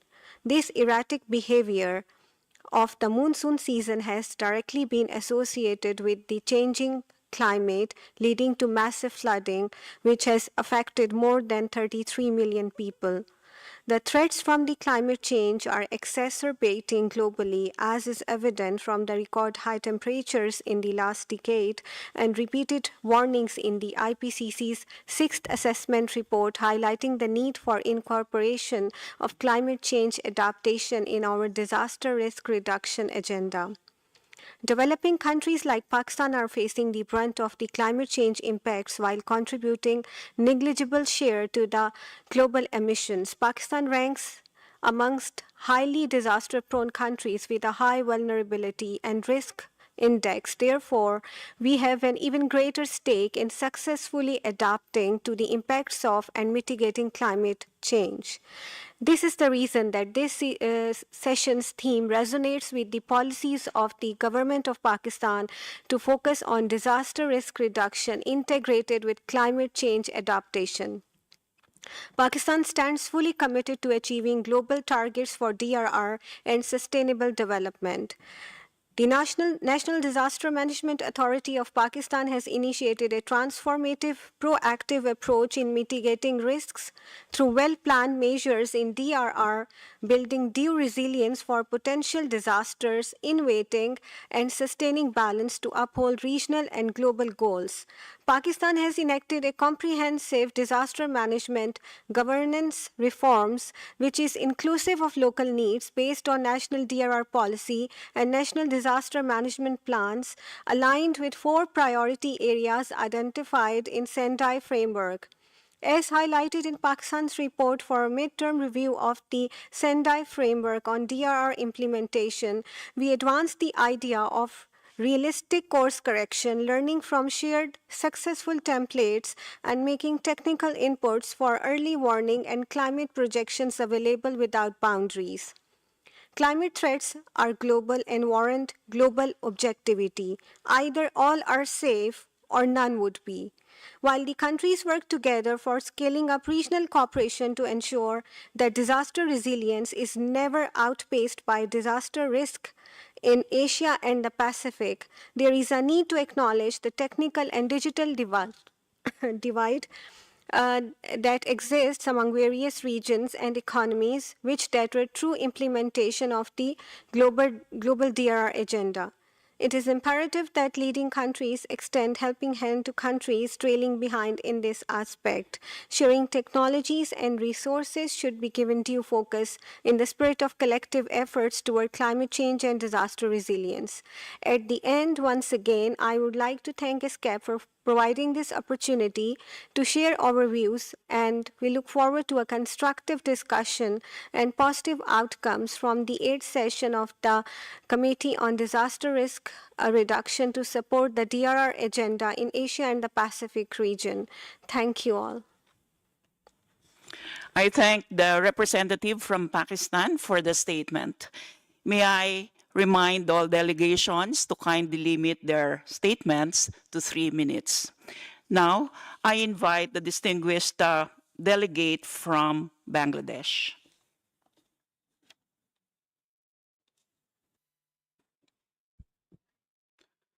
Thank you, Madam Chair. Distinguished delegates, ladies and gentlemen, very good morning on behalf of the Bangladesh delegation.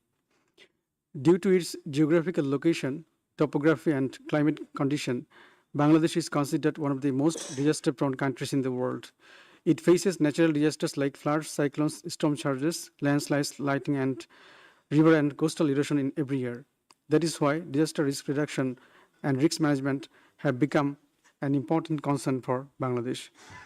Bangladesh is vulnerable to both disasters and climate change and ranked the 7th extreme disaster-prone, risk-prone country in the world as per the report of the Global Climate Risk Index 2021.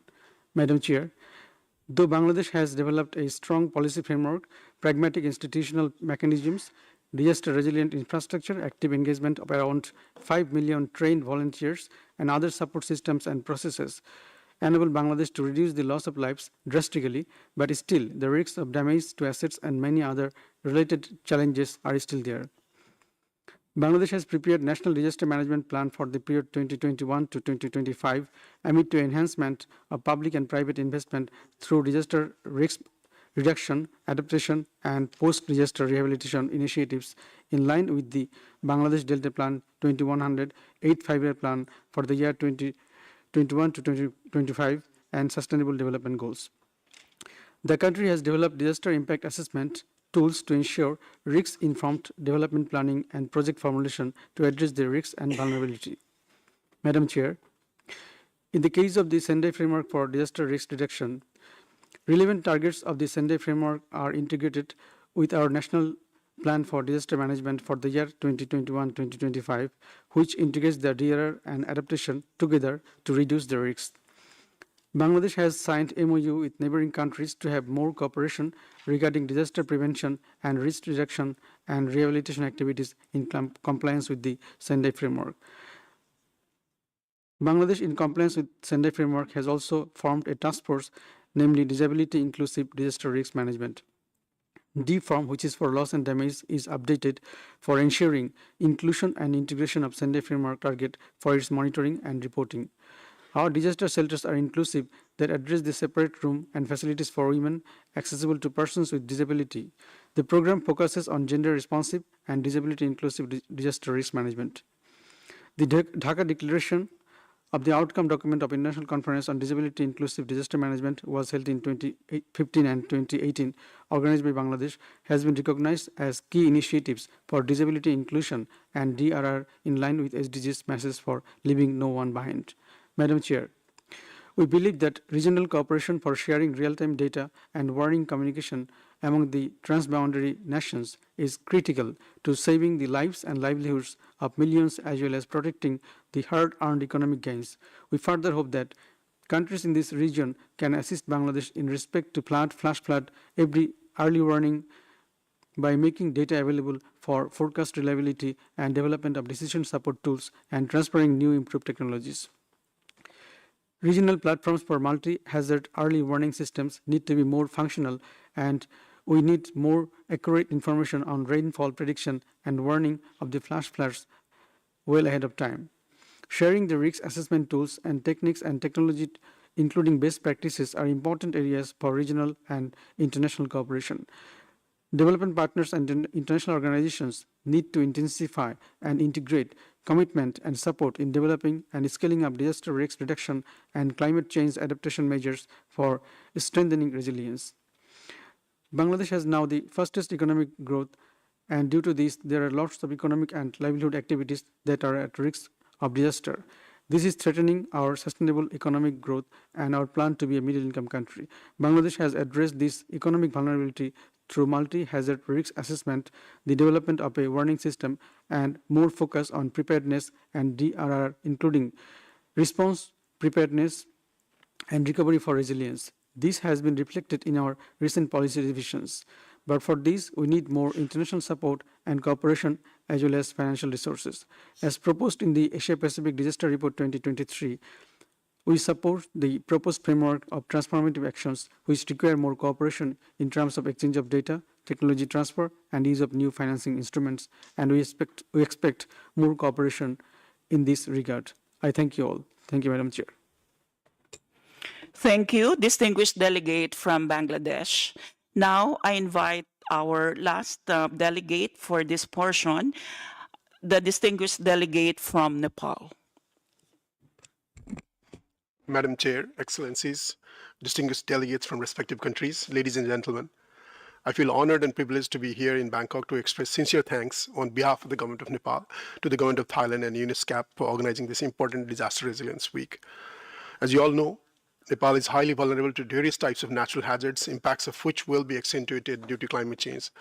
This year too, on the very onset week of monsoon, Nepal's easternmost Kosi province witnessed extreme rainfall that led to extensive damage and loss. 17 under construction hydropower projects and 15 operational hydropower projects sustained major damages, and some of them wiped out by landslides and debris flow.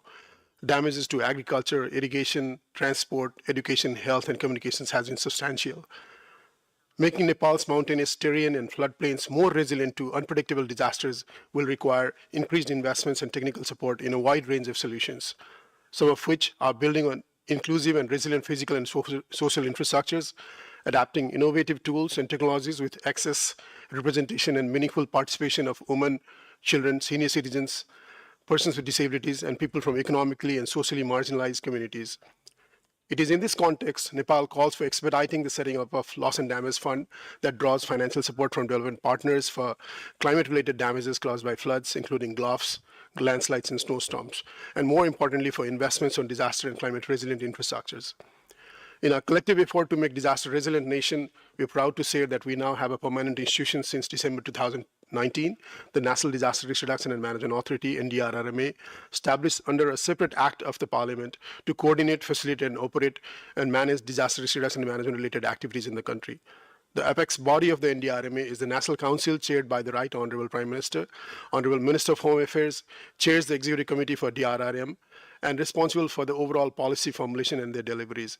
Further, institutional mechanisms exist at provincial and local levels. Strengthening these mechanisms for effective risk management remains at the core of our government's vision for a disaster-resilient nation. Madam Chair, the 12th Executive Committee meeting has tasked the NDRMA to formulate a national concept note and action plan for the establishment of a multi-hazard early warning system in coordination with relevant sectoral ministries and various partners, and to present it to the Executive Committee. Based on this decision of the Executive Committee, the NDRMA has formed a 15-member task committee comprising of various ministries and departments. Expert members and institutions are called upon for support as invited members. This working is aligned with the UN Early Warning UN's Early Warning for All initiative, and Nepal is glad to be selected among the top 30 countries for the Early Warning for All initiative. During the 13th National Council meeting held earlier this month, the Council Chair, Right Honorable Prime Minister Mr. Pushpakumar Dahal, emphasized the urgent need to make Nepal's disaster early warning system more effective and systematic. Similarly, the 18th Executive Committee, held on 11th June 2023, endorsed the formation of a working group to prepare a guideline and action plan for undertaking multi-hazard risk assessment, comprising of 13 ministerial members representing different ministries and departments. And finally, we're committed to strengthen disaster risk governance, increase investment, and risk financing to build a disaster-resilient nation. We also express our commitment to implement the global and regional frameworks for DRR and building resilience, leaving no one behind. The learnings from this week's event enables us to pave our path towards achieving the targets of SFDRR to build disaster-resilient Nepal by 2030. Thank you so much. Thank you, distinguished delegate from Nepal.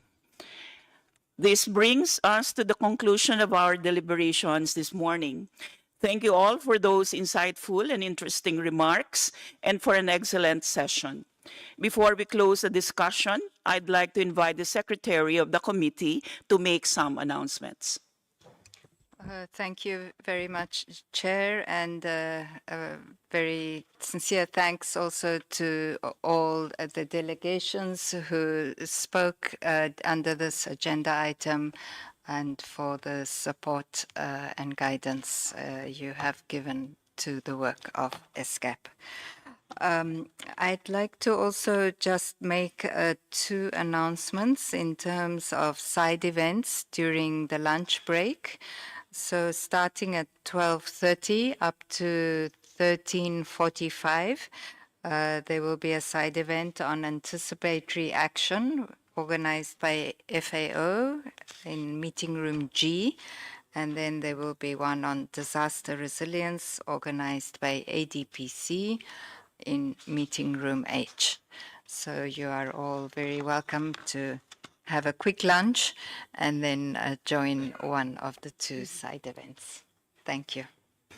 Thank you. If there is no further business, I will now close agenda item 2. We will reconvene at 1400 hours this afternoon to start our discussions on agenda item 3. Trends emerging from the midterm review of the Sendai Framework for Disaster Risk Reduction 2015 to 2030 in Asia and the Pacific, including the implementation of its health aspects. The meeting is adjourned.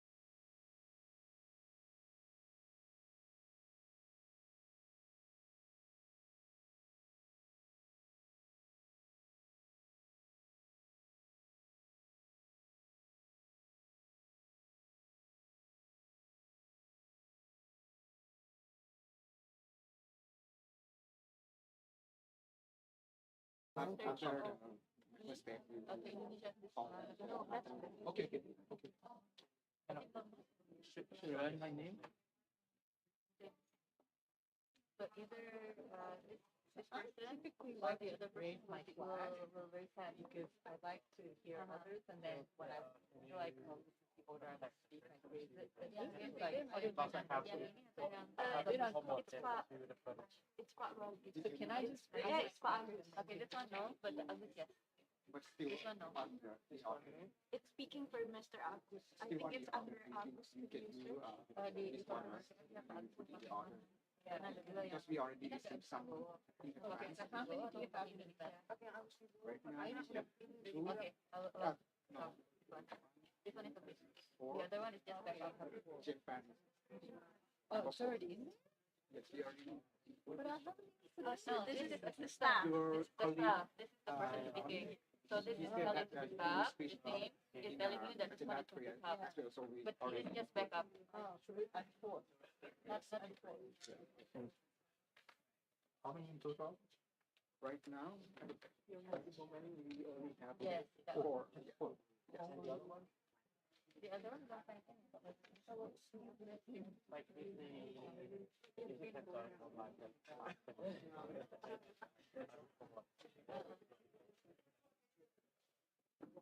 So you're ready for what with this one, right? For agenda 3. Okay. Next one is agenda 4. Oh, kemudian tolong saya bagian sekretariat. Nanti kita bahas, tapi jangan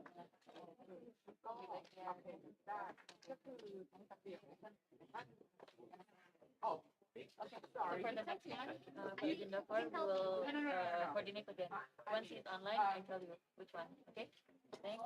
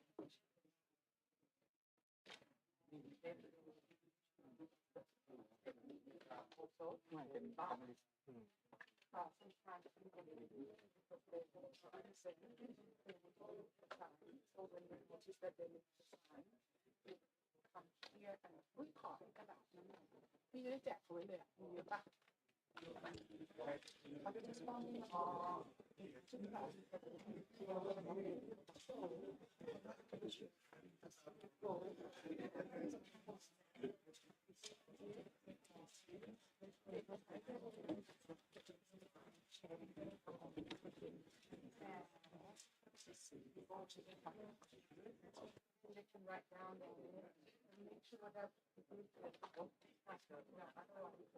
when we put into the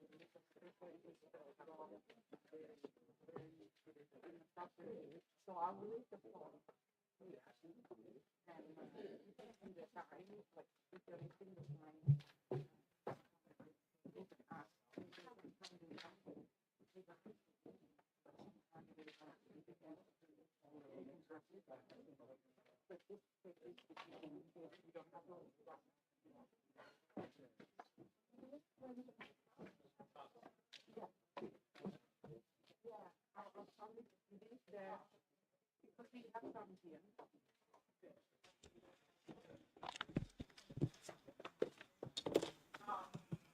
Distinguished delegates, good afternoon. The meeting is called to order. We shall proceed to our discussion on agenda item 3, which is trends emerging from the midterm review of the Sendai Framework for Disaster Risk Reduction 2015 to 2030 in Asia and the Pacific, including the implementation of its health aspects.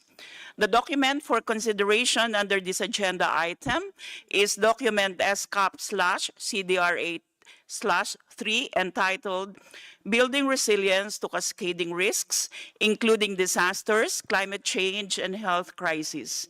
May I invite Ms. Bonaparte to introduce the document. Thank you, Chair, and a very good afternoon to all the distinguished representatives here today. Chair, the present document contains an analysis of the trends emerging from the midterm review of the Sendai framework, with a focus on the health aspects of the framework. The main findings and recommendations of the midterm review highlight that some progress has been made in reducing disaster impacts, but it emphasized that countries globally are not on track to achieving the 4 priorities of the Sendai framework by 2030. The document lays out some key elements of operationalization to enhance acceleration of implementation in the Asia-Pacific region.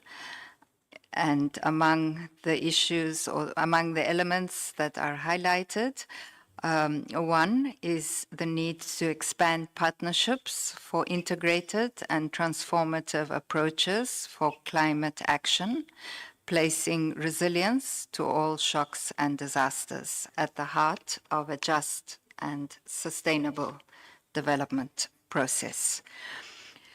2, as COVID turns endemic, the lessons learned from the pandemic should also be mainstreamed into a think resilience multi-sectoral approach. 3, in support of the United Nations Global Executive Action Plan on Early Warnings for All and the recommendations of the midterm review, efforts could be made to integrate health and disaster into multi-hazard early warning systems, with health components being incorporated into the 4 pillars of early warning systems. And the Committee on Disaster Risk Reduction at its present session is invited to discuss the trends emerging from the midterm review at the global and regional levels and to provide further guidance on the evolving strategies, as well as to further develop policy tools and guidelines on building disaster, climate, and health resilience through to 2030. Thank you, Chair. Thank you, Ms. Bonaparte, for introducing the document. I am pleased to inform all delegates that we have a panel of eminent speakers who will share perspectives on the item under consideration. Let me begin the panel discussion with Dr. Kozo Nagami from Tohoku University. Mr. Nagami, could you highlight the key takeaways from the Sendai midterm review, including its health aspects in the Asia-Pacific context, and share your thoughts on the policy actions that accelerate transformative adaptation, sir? Thank you so much, Chairman, and dear distinguished guests and participants here. It is a very great honor to be part of the 8th session of Committee on Disaster Risk Reduction, ESCAP. I would like to highlight several points derived from the midterm review of the Sendai Framework for Disaster Risk Reduction. First one is, although it is clearly mentioned in the political declaration of the midterm review, that the shift from managing disasters to managing disaster risk is very crucial. But in fact, the amount of disaster risk reduction efforts, in particular in terms of the pre-disaster investment for disaster risk reduction, is very low. And, in contrast to the heavy needs for doing the pre-disaster DRR investments, the efforts to formulate the pipeline for the disaster risk reduction projects is a very insufficient situation right now. Although many discussions are going in terms of how we can increase the financial provision with utilizing very sophisticated advanced mechanism, financial mechanism, but the efforts to formulate a good, real, effective disaster risk reduction projects is very low because it's not making money, and it's not in the interest of the private companies and also the governments of the or the DRR needing countries. That is one thing. And second thing is how we can accelerate the policy decision making for the disaster risk reduction is again very important. But although there are so many disaster risk information and indicators in the world, which is published by the government, UN, and academic institutions, the real effectiveness or plausibleness of those information is still less to real accelerate, propel the actions on the ground to do the disaster risk reduction projects. And for that purpose, we have to create a more powerful, robust risk indicator that can measure the efforts by every country and every entity and every stakeholder, including private companies, communities, and every citizen, how we are doing the disaster risk reduction efforts right now. And for the, those kind of, sharing the good practices or bad practices among those, we have to more be engaged in the regional and international cooperation to share the practices and lesson learned by our actions on the ground. Yeah, these are the three things I want to emphasize here. Thank you so much. Thank you very much, Dr. Koso Nagami from Tohoku University, Japan. Our second panelist is Ms. Amy Panapananan, Director of International Cooperation Section, this Department of Disaster Prevention and Mitigation from Thailand. Thank you, Madam Chair. Good afternoon, everyone. I'm going to share with you on the perspective of NDMO and the DRR national planning. So there are several points that we have integrated the SFDR into our mechanism. First of all, after we received the sign-in with the SFDR, we have making sure that we appointed the DRR focal points in all ministry that involved. So in Thailand, we have about 21 ministry that have officially sent to us the focal point name. So every issue in DRR, according to the Sendai framework, we know who to contact and have the responsibility to implement it.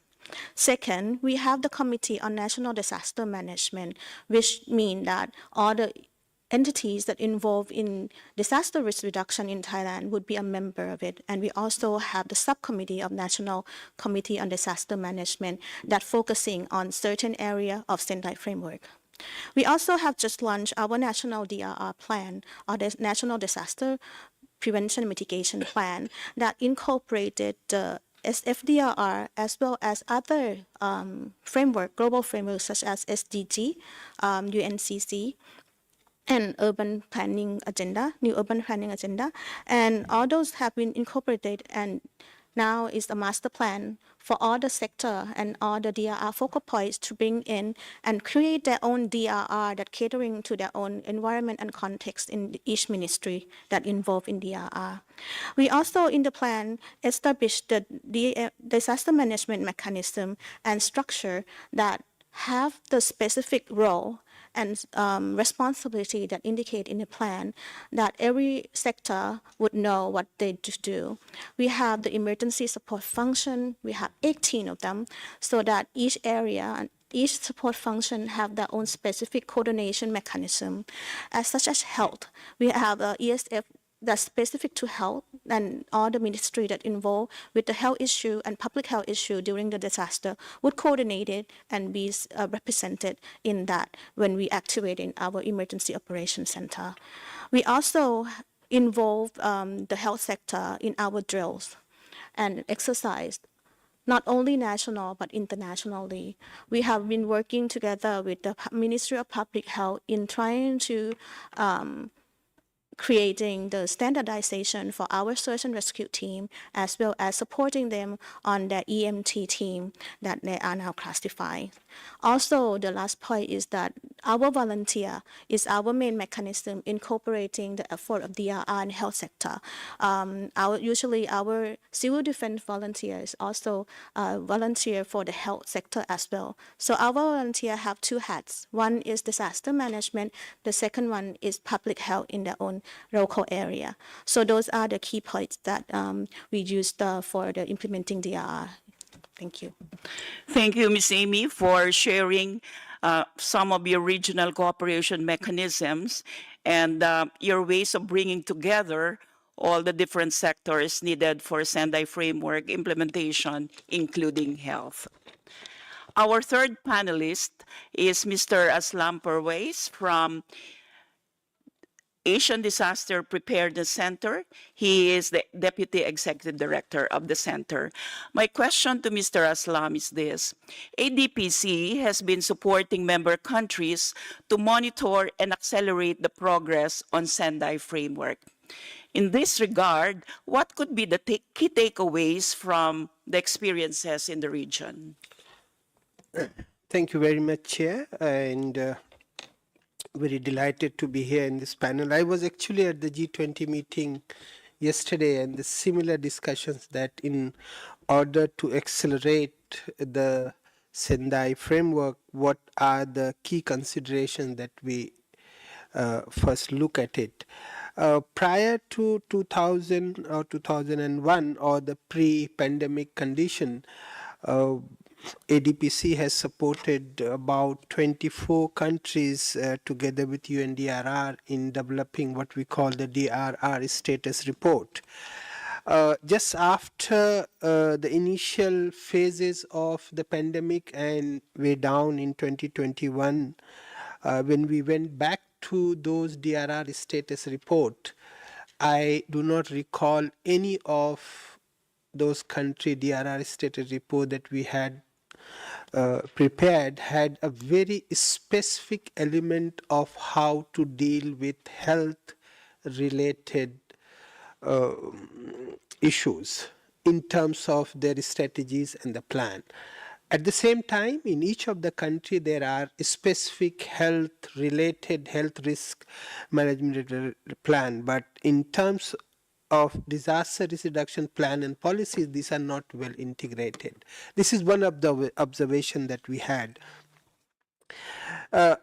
During the same time, we also saw in number of countries, as we have seen successively since 2021, the Asia Pacific Disaster Report by UNESCAP bringing how the risk landscape is changing. Now, when the risk landscape is changing, perhaps we have also not taken full review of those hazard terminologies and definition in different countries and different contexts.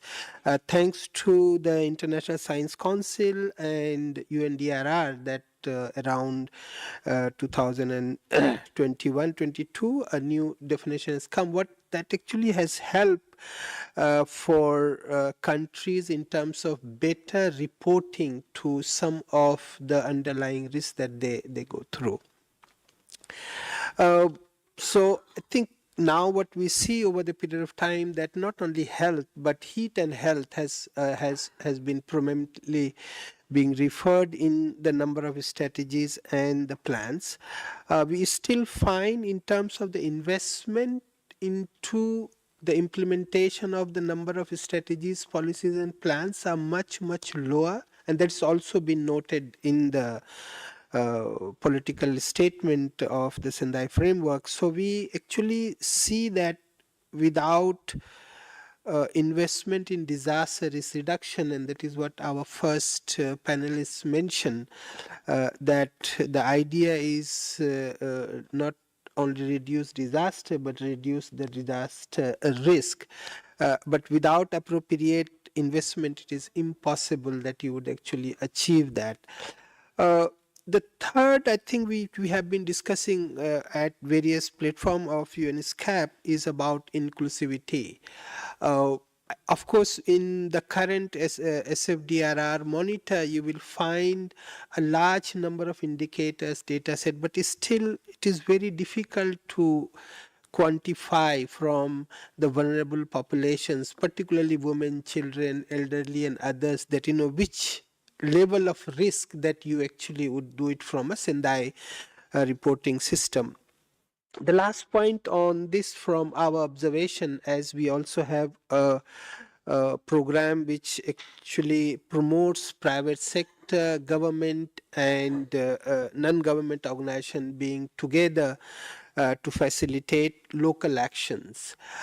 We still believe that we are far away at this moment in terms of implementation of the various Sendai elements at the very local level. It's a very good efforts being the civil society organizations, the federation, the Thai Red Cross here in Thailand. But overall, when we look at it, that the local actions are still not at the level that we would like to see. The last one, I think, from my observation is that while we are looking at some of the disasters, I think the impact, how to actually incorporate the impact of climate-related interventions that actually are exacerbating the disaster. We talk about it that most of the disaster of recent time has an element of climate change impact, but how actually we can quantify and actually use that as investment decisions for our different policies. So these are the four interventions at this moment. Thank you very much. Thank you very much, Mr. Pervez, for your insights. And I thank the panelists for having provided interesting and valuable insights to the committee in discussing the midterm review of the Sendai framework. I will now open the floor for country statements. I'll first open the floor to statements from members and associate members in the order provided by the Secretariat. Once all members and associate members have spoken, I will invite statements from observer countries, after which I will invite statements from international organizations, followed by UN and international organizations. Finally, I will invite statements from the designated representatives of other entities. To begin, I would now like to open the floor for statements and views from members and associate members. I recognize the distinguished delegate from China. 谢谢主席女士。主席女士，首先我想感谢各位专家的发言。中方注意到秘书处关于仙台减灾框架亚太中期审议的结果建议所做的汇报，对区域各方落实框架取得的进展表示肯定。同时，我们也认识到，框架的4个优先事项未能取得如期的进展。过去的2年，自然灾害和生物灾害交织，极年风险给区域自然环境、经济社会发展带来重大的挑战。我们要秉持团结合作精神，切实用好 ESCAP 等区域合作平台，加大救灾协调与能力建设，更好地理解灾害风险，完善管理体系，加大减灾投资，加强备灾和重建，促进仙台减灾框架在区域层面更好落实。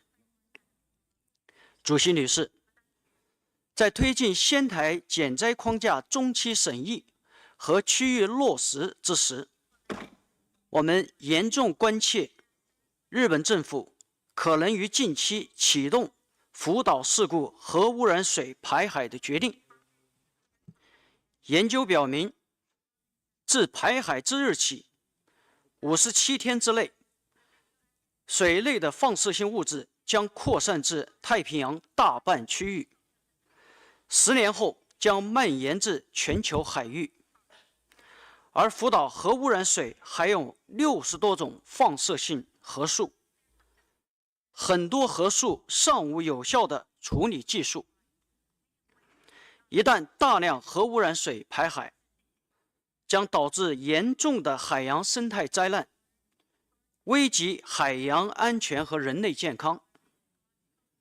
我们强烈敦促日方从客观和科学角度出发，以安全且符合国际法义务和国际良好实践的方法处理核污染水。在所有利益相关方能够确认排海方案安全之前，日方不应启动向海洋排放核污染水。主席女士，中方愿与各方加强团结，共同用好 ESCAP 平台，加强政策交流、经验分享、技术合作与能力建设，采取务实行动应对灾害风险，推进仙台减灾框架在区域层面更好的落实。谢谢主席女士。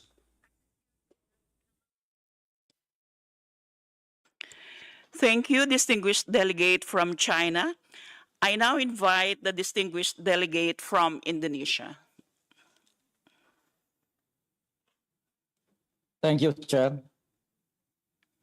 Excellencies, Head of Delegations, distinguished guests, and ladies and gentlemen.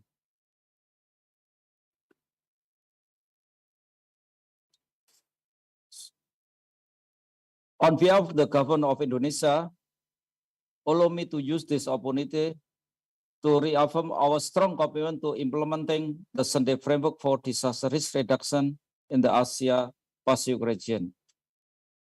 We recognize the critical role of health sector in addressing disaster challenges and in safeguarding the safety and well-being of our communities. And our experience during the pandemic has strongly tested its notion and yielding valuable lessons and best practices. The importance of Bangkok principle for integrating health aspect into the SFDRR is therefore non-debatable. As in many countries, Indonesia faced significant challenges in addressing the pandemic, leading us to establish a multi-sectoral COVID-19 task force at national and local level. On that note, allow me to share 3 key lessons we have obtained from our experience, local and community resilience and disaster risk reduction. Empowering local communities and investing localized strategies are vital to address diverse geographical challenges effectively. Second, the need to break down the silos and better integrate health and disaster risk management. Collaborating among health, disaster management, education, transportation, and communication sector is urgent for comprehensive preparedness and response strategies. Last but not least, the importance of building regional solidarity and cooperation during times of health emergencies. Sharing information, expertise, and resource both strengthen our collective response to health emergencies and other complex crises, fostering a safer global community.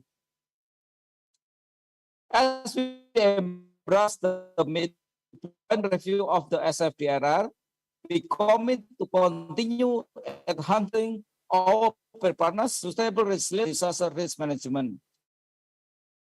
In conclusion, Indonesia remains committed to collaborating with all nations in archiving better disaster resilience in the Asia-Pacific region. Together, let us learn from one another, working stronger collaboration to address biological hazard and other risks, and building a safer, more resilient world for generations to come. I thank you. Thank you, distinguished delegate from Indonesia.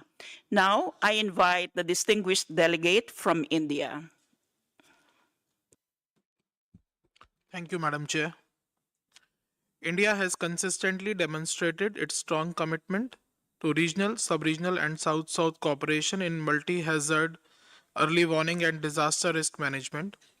Vasudhaiv Kutumbakam has been our basic thread, and India has always believed in cooperation and strengthening of regional processes.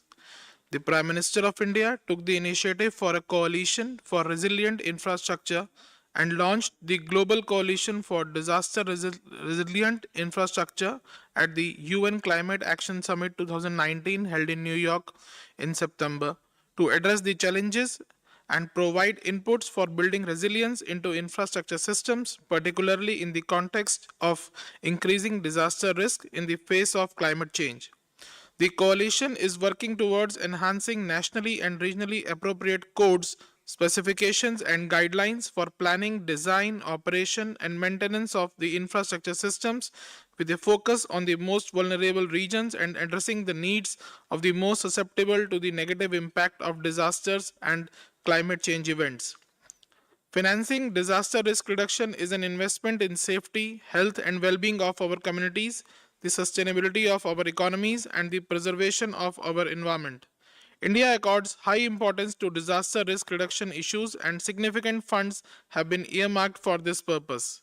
Landmark changes have been brought out in our financing architecture to support the entire spectrum of disaster risk management needs, disaster risk mitigation, preparedness, response, recovery, and reconstruction.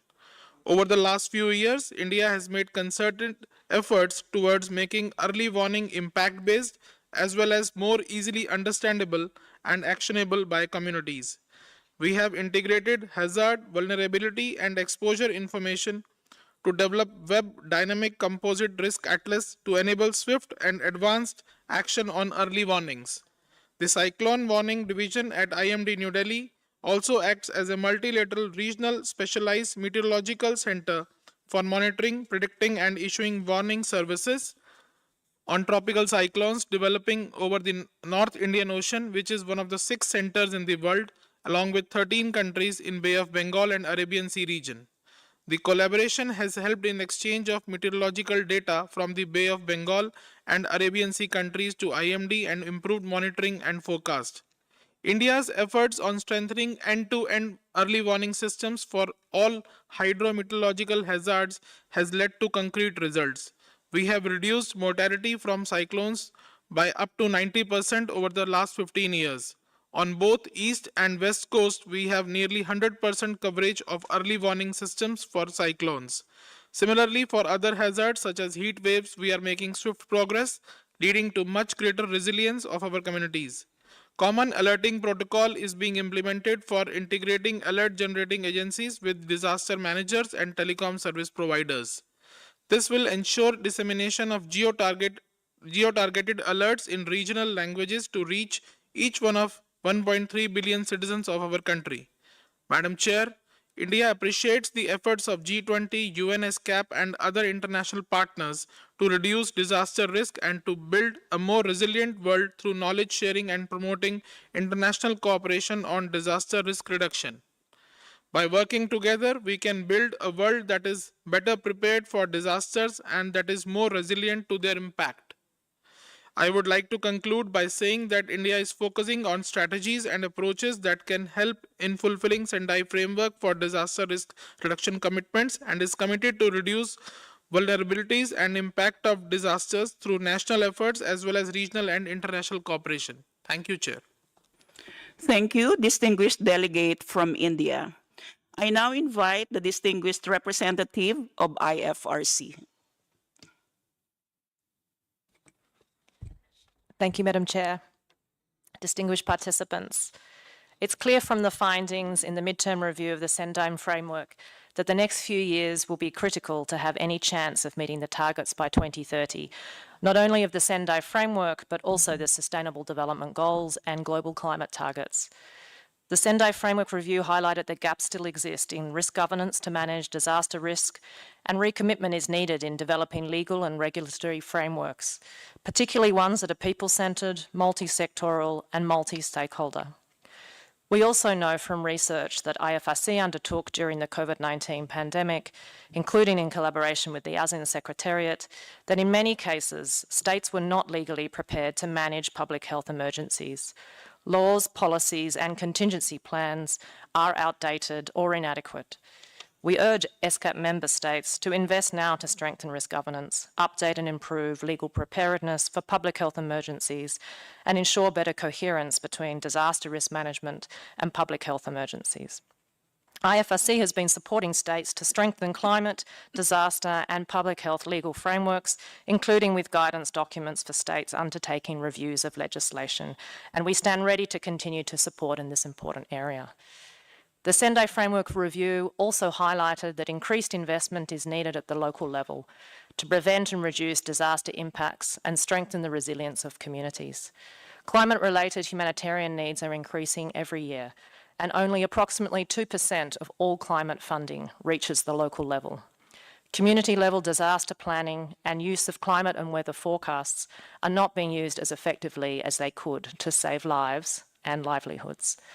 We encourage ESCAP member states to prepare and strengthen community resilience through a multi-hazard approach to disasters, scale up the use of early warning systems, and focus our efforts on those most at risk. The IFRC and our 191 National Red Cross and Red Crescent societies, 38 of whom are in Asia and the Pacific, are linked directly with communities and uniquely positioned to work alongside governments to scale up support in anticipatory action and disaster preparedness at the community level. We'll continue to work with our regional partners to build climate, disaster, and health resilience that can be actioned right to the local level to save lives. Thank you. Thank you, distinguished representative of IFRC. Are there any other delegates who would like to make a statement? I recognize the distinguished delegate from Japan. Thank you, Madam Chair. I would like to first make my country statement, followed by a right of reply, if I may. Please proceed. Thank you. So first, with my country statement, I would like to focus my comment under this agenda item on Priority 3, investing in DRR, and Priority 4, building back better of the Sendai framework based on the midterm review findings. The midterm review highlighted the inadequacy of DRR investments and highlighted the development efforts without sufficient DRR considerations could lead to destruction of the gains made from sustainable development. While a lot of discussions have already taken place with regard to financing mechanisms, as Professor Nagami stated earlier, there is a relative lag in capacity related to the development of concrete and detailed DRR project proposals that can effectively trigger greater resource mobilization. We think that it's important for project proposals to leverage insights from various sources, including from academia, private sector, and other stakeholders, to generate effective and efficient value for money proposals with a mid to long-term effect perspective. The midterm review also highlighted the inadequacy of measures to build back better after a disaster. We recognize that disasters provide catalysts for accelerating development and strengthening overall resilience. It is important to comprehend the extent of actual progress or preparedness of a sub-region or country to help build back better to boost overall resilience against future disasters. Based on such analysis, we encourage ESCAP to focus its capacity building and technical assistance efforts that translate into dramatic risk reduction in the target country and to lead to a better and more resilient recovery. Japan stands ready to share our vast arsenal of lessons learned and best practices from our extensive experience in tackling multiple hazards and to contribute to such efforts. Thank you, and this is my country statement. And if I may... Thank you, distinguished delegate from Japan. Your request to exercise the right of reply has been noted.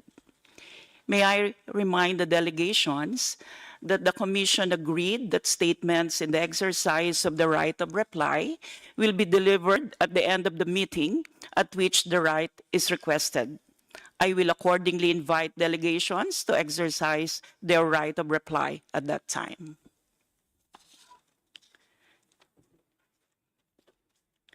Thank you for all those insightful and interesting remarks, and for an excellent session. If there is no further business, I will now close Agenda Item 3 and proceed to Agenda Item 4 on supporting the implementation of the Executive Action Plan on Early Warnings for All, 2023 to 2027, through the creation of a regional strategy for Asia and the Pacific.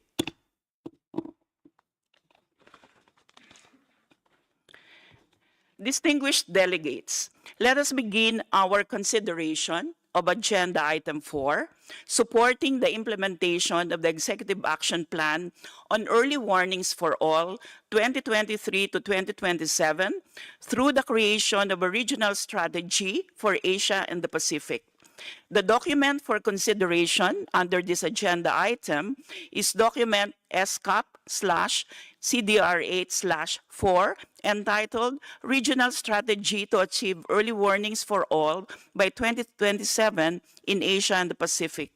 The committee is invited to provide guidance to the Secretariat on the further development of a regional strategy to achieve early warnings for all by 2027 in Asia and the Pacific. I will now invite Ms. Tishana Bonapace, Director, ICT and Disaster Risk Reduction Division, to provide brief introductory remarks on the document. Thank you very much, Chair.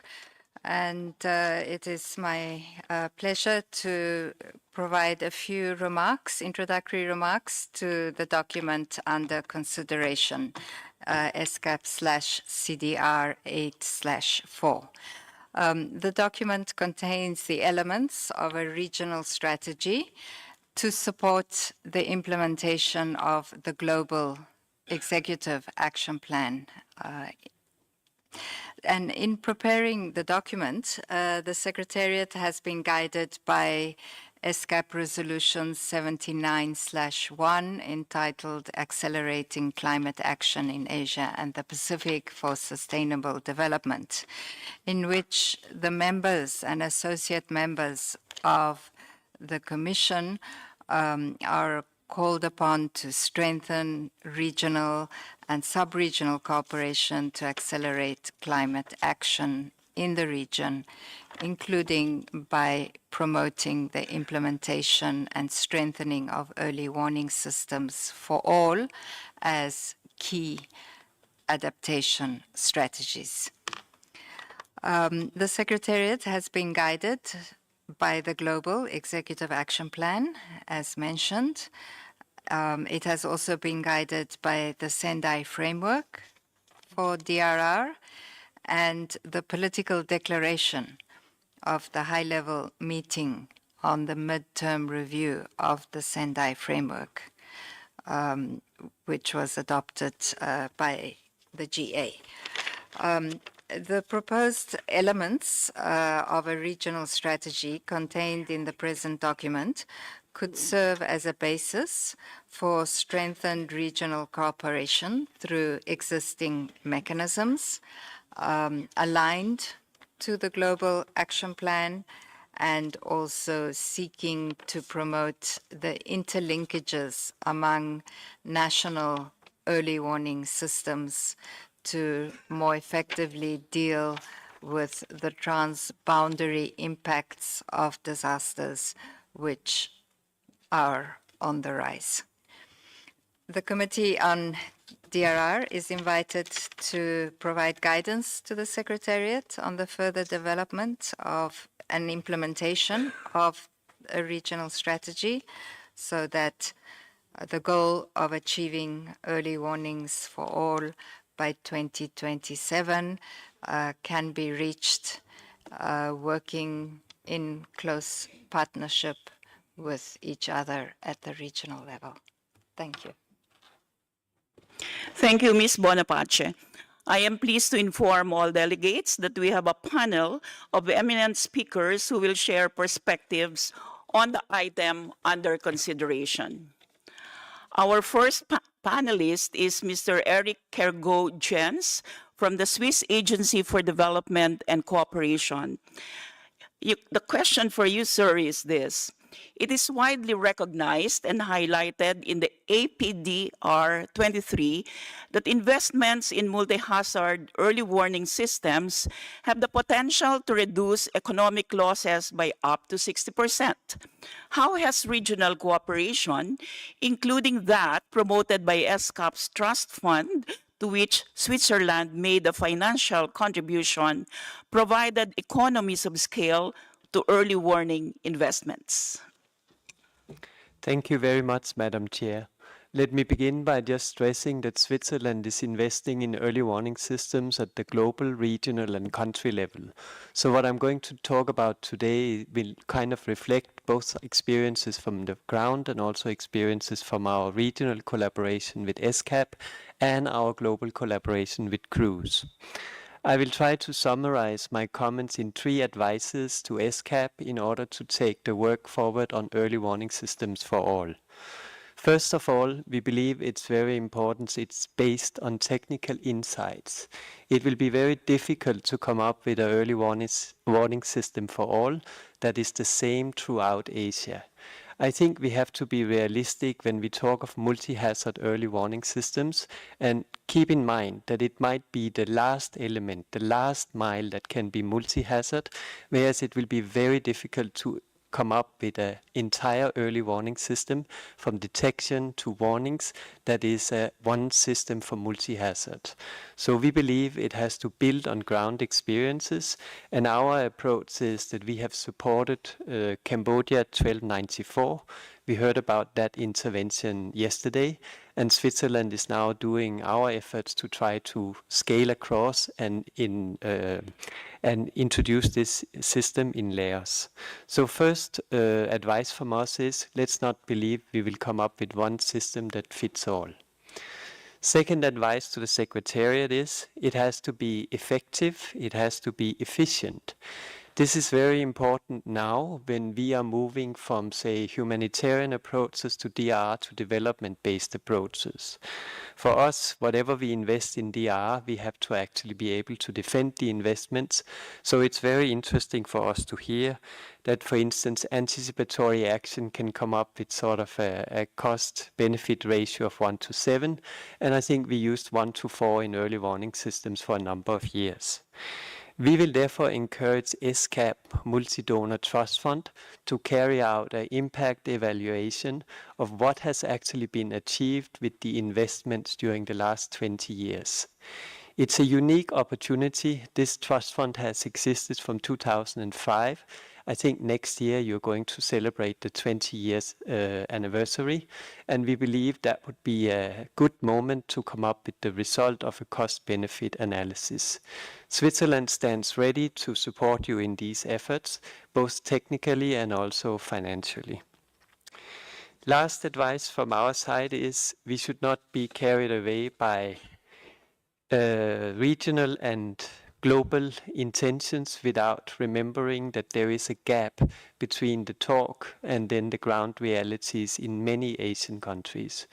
We believe that the best investments we can do is at the subnational level, not necessarily the community level, because there we have plenty of actors, but especially at the district, at the province level, etc., so that we can come up with sort of river-based flood early warning systems that address specific hazards in specific context. So we are committed to take the work forward, but we'll encourage ESCAP also to take the discussions down to the ground, preferably to the subnational level, and find out what do we do in order to translate the global policy ambitions to changed realities on the ground. Last advice from my side would be basically let's ensure that the regional action plan we come up with is realistic. It's better to under-promise and over-deliver than vice versa. So I think we need to be very realistic when we come up with our intentions with the ambition for this regional action plan. Lastly, we stand ready to support countries in the region and also ESCAP in the efforts to roll out and design the regional action plan. Thank you very much. Thank you very much, Mr. Eric Kergo-Jens, for your insights and advice. Our next panelist is Mr. David Corbelli from the UK Met Office. Our question for you, sir, is this. What were the key takeaways of the 2023 Regional Learning Platform, and how can this be built upon through multi-donor pooling of resources and development partner programming, such as those promoted through your WISER program or through ESCAP's Trust Fund, for example, to support early warnings for all in the region? Thank you very much, Chair. Firstly, to say the Met Office has been supporting ESCAP over the last 4 years to scope and establish the regional learning platform for multi-hazard early warning. The UK, through a number of climate resilient priorities, is supporting a number of disaster risk reduction initiatives and climate resilience programs in Asia and the Pacific, such as Weather and Climate Information Services, or WISER Asia Pacific, under the UK Climate Action for a Resilient Asia initiative. So I'm pleased to say that yesterday, on the 24th of July, the Regional Learning Platform for Multi-Hazard Early Warnings was held here at ESCAP. The expert group meeting brought together stakeholders at all levels and across all mandates to discuss the UN initiative on early warning for all in the Asia-Pacific region, and in particular priorities for a regional strategy for early warning for all. As noted in the opening session this morning, and through remarks by our Secretary in this session, a regional strategy and approach to early warning for all is critical to support, amongst other things, interoperability of systems across implementing countries, to support the development and management of transboundary early warning systems and their associated hazards and impacts, and also to provide a space between the Global Executive Action Plan and implementing countries, allowing a regional approach to be developed, not only for assessing transboundary hazards and impacts, but also to support knowledge exchange and capacity building across implementing countries. As the co-chair of yesterday's session, I'm pleased to inform the Committee on Disaster Risk Reduction on some of the key recommendations for your consideration in support of the regional strategy as presented in document ESCAP/CDR 8/4. Firstly, any regional strategy, there should be a focus on interoperability and exchanges to strengthen disaster risk knowledge, observation, monitoring and forecasting, including establishing mechanisms for promoting regional weather, climate, water data sharing and information exchange to facilitate seamless data at regional and transboundary levels to support improved early warning systems. Any regional mechanism should also focus on supporting, where it can, development of regional databases and platforms to improve risk assessment, early warning, preparedness measures at regional and sub-regional levels.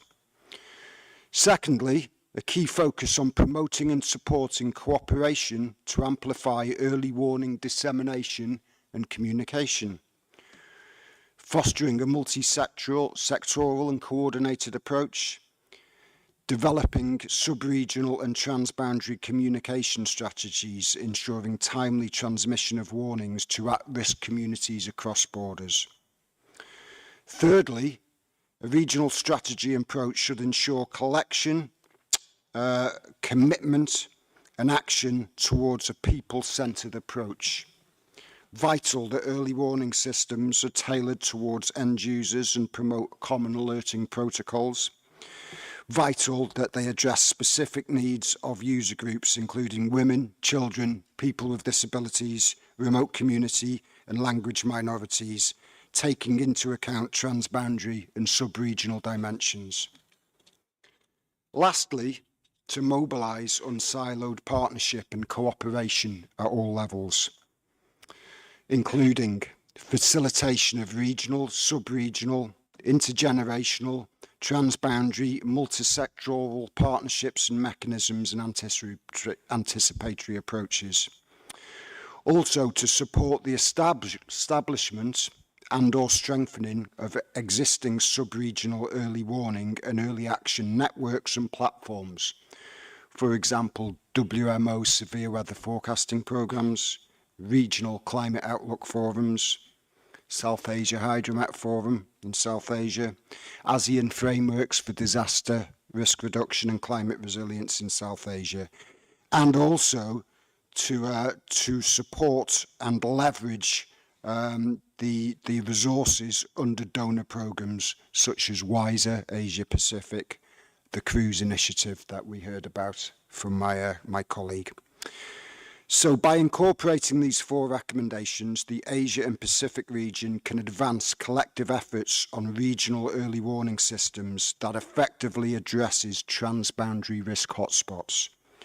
Regional and sub-regional collaboration and cooperation among countries will be critical for successful implementation of the Early Warning for All initiative and in building a more resilient and prepared region in the face of increasing climate-related hazards.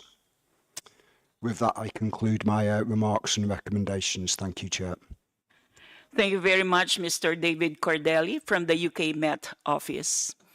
Our last panelist for this afternoon, for this session, is Professor Dwikorita Karnawati, Director of the Indonesian Agency for Meteorology, Climatology, and Geophysics, and she's joining us online.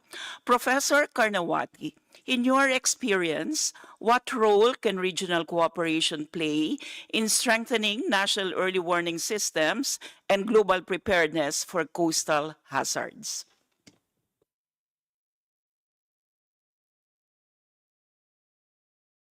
You're on mute, Professor. All right, I'm sorry. Thank you very much for the invitation and the questions.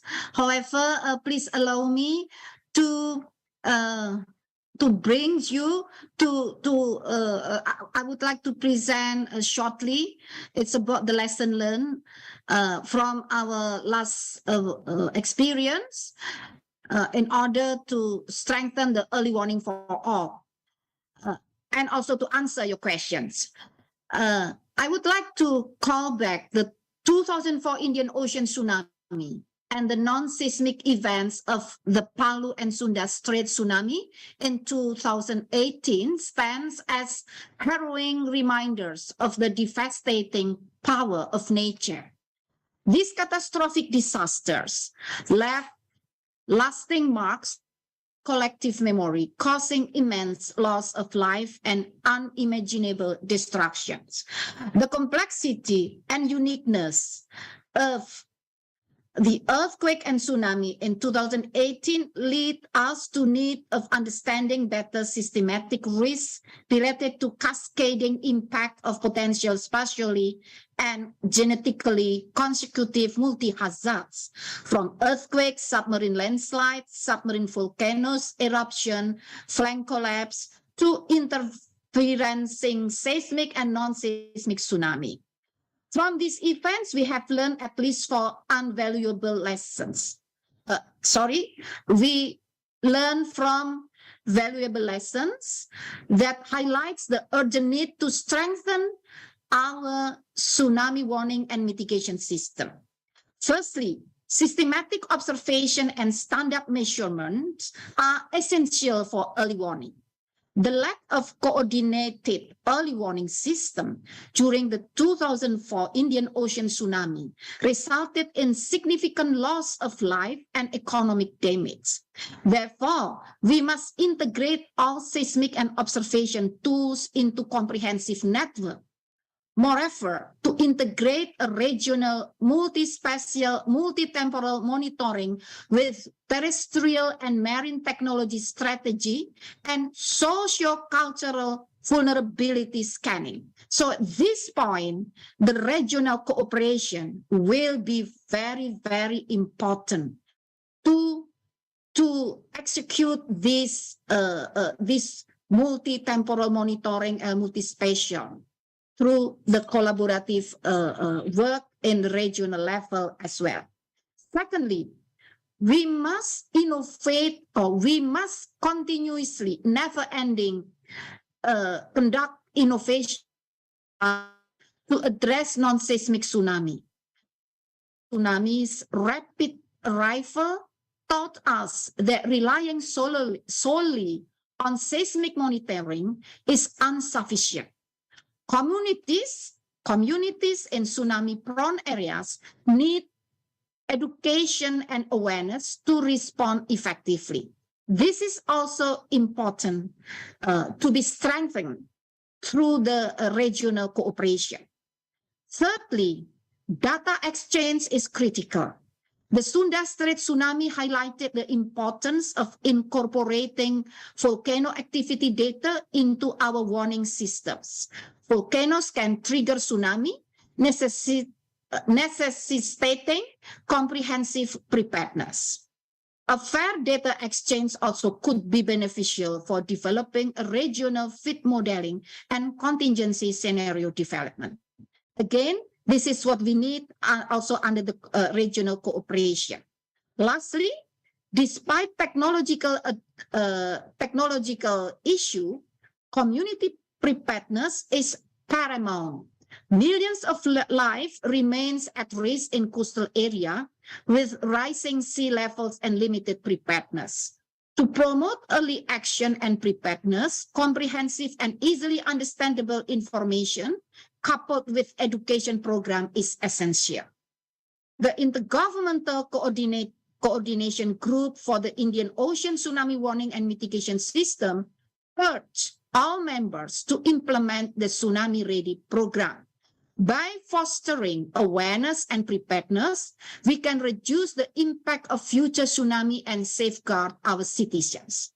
As the chair of the Indian Ocean Tsunami Warning and Mitigation System, to achieve the global initiative of early warning for all, we could optimize the role of regional cooperation. Those are coordinating and harmonizing effective warning cross-country boundaries, accelerating and magnifying the capacity development and empowerment program, as well as facilitating effective data exchange for early detection. So that's all. I would like to encourage this to be conducted also under the regional cooperation. Thank you very much. Thank you very much, Professor Karnawati, for your intervention. We'd like to thank our panelists for the interesting panel discussion. I believe they have provided valuable insights to the committee on the importance of supporting global and country-level early warning initiatives through a regional strategy. I will now open the floor for country statements. I will first open the floor to statements from members and associate members in the order provided by the Secretariat. Once all members and associate members have spoken, I will invite statements from observer countries, after which I will invite statements from international organizations, followed by UN and international organizations. Finally, I will invite statements from the designated representatives of other entities. To begin with, I would now like to open the floor for statements and views from members and associate members. I recognize the distinguished delegate from the Islamic Republic of Iran. Thank you, Madam President, Excellencies, distinguished delegates. I would like to begin by welcoming the report of the Secretariat for this session regarding the regional strategy to achieve early warning for all in the Asia-Pacific region. By all accounts, the Asia-Pacific region is the most disaster-prone continent in the world. We are 30 times more likely to be hit by disasters than someone in Europe, and 2 times more likely than someone in Africa. As such, it is naturally expected for the Asia-Pacific region to lead the world in establishing coordinated, inclusive, and transboundary early warning systems throughout the continent.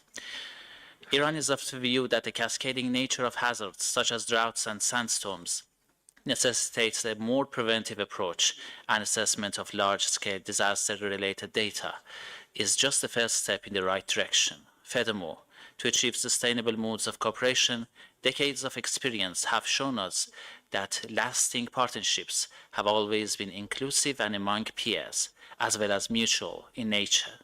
In other words, while north-south or vertical cooperation is required for capacity building related to disaster preparedness, more inclusive triangular cooperation is needed to solidify initiatives in regard to early warning systems. In this way, countries can become more cognizant of their strengths and gaps. Simultaneously, more novel modes of cooperation through sharing data, technical transfer, and other methods can manifest. As mentioned in the report, sub-regional imperatives for establishing early warning systems has to be taken into account. Of course, there are countries that are beyond such categories. A tangible example would be Iran in regards to the regional action plan to combat sand and dust storms. We are arguably the only country which is receiving sandstorms from Central Asia as well as South and Southwestern Asia. That is why it is critical for us to identify the best solutions and mechanisms and the way forward for mitigating global risks and impacts of sand and dust storms. As previously mentioned, Excellencies, we welcome your participation in the International Conference on Combating Sand and Dust Storms, which is held in Tehran on 9th and 10th September this year on the auspices of United Nations General Assembly and the joint collaboration of UN organizations and agencies, including ESCAP, DESA, UNEP, FAO, and UNDP. We believe participation of all players and stakeholders is essential to advance coordinated actions to address the root causes of SCS, mitigate its consequences and impacts, and strengthen the resilience of countries to the negative impacts of this challenge at national, regional, and international levels. That is why we are confident that your presence in this event will contribute to finding more innovative solutions and eventually achieving a safer region from the plight of sand and dust storms. Thank you very much. Thank you, distinguished delegate from the Islamic Republic of Iran. Now I invite the distinguished delegate from Indonesia.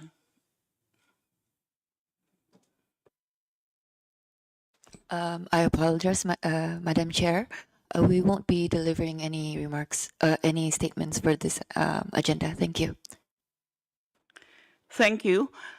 Now I invite the distinguished delegate from Maldives. Thank you, Madam Chair. Ladies and gentlemen, I extend a warm welcome to the 8th Committee of DRR. I would also like to express our heartfelt gratitude to the UNESCAP for organizing this crucial committee, which allows us to address the pressing issues of risk and disaster preparedness. As you all are aware, the Maldives is considered one of the most at-risk countries in the world when it comes to impacts of climate change and its associated secondary effects. Our unique geography with its low-lying archipelago of islands exposes us to the full force of natural disasters. Already, the consequences of climate change are visible in our country, and the threats we face are all too real. While the Maldives might not always find itself on the top of the list of worst disasters-affected countries annually, the increasing frequency and intensity of storms and cyclones have left their mark on our nation. Every year, we witness the damage and losses caused to our islands, affecting our lifeline structures, homes, livelihoods, particularly in our small island communities. Ladies and gentlemen, we are pleased to be the first country in the Asia-Pacific region to initiate the national consultation for the Early Warnings for All initiative. Throughout the consultation process, the limitation of data emerged as a significant gap across all the pillars. In light of this, the importance of damage and loss data cannot be overstated for our nation. Analyzing comprehensive data on the extent of damages and losses from past disasters is paramount to achieve early warnings for all by 2027. By understanding the historical impacts of natural disasters, we can identify trends and patterns that help us prepare better and allocate resources more efficiently. Accurate risk data aids in identifying vulnerable areas, allowing us to implement proactive measures and prioritize the most at-risk communities for disaster preparedness initiatives. By prioritizing the availability of risk and disaster preparedness data, we not only enhance our resilience as a nation, but also safeguard the well-being of our people and the sustainable future of our islands. Building on the foundation of the Sendai framework, the Maldives recognize the paramount importance of damage and loss data for our nation's disaster preparedness. By prioritizing data-driven decision-making, we can anticipate and respond promptly during emergencies, safeguarding lives, homes, infrastructure, and livelihoods, particularly in our small island communities. As we align with the Sendai framework's principles, the Maldives continues to emphasize the need to collect, share, and utilize comprehensive disaster risk and preparedness data.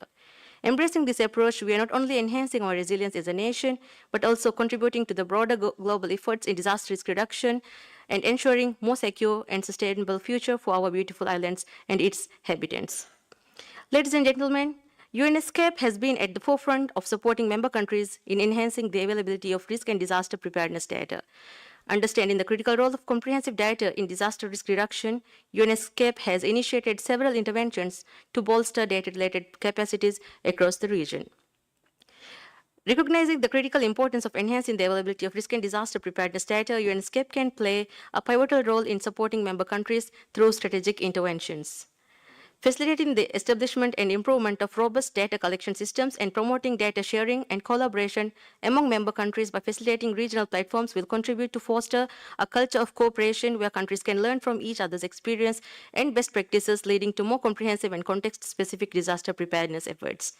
The Commission can play a pivotal role in advocating for the standardization of data formats and protocols, ensuring consistency and comparability of data across the region.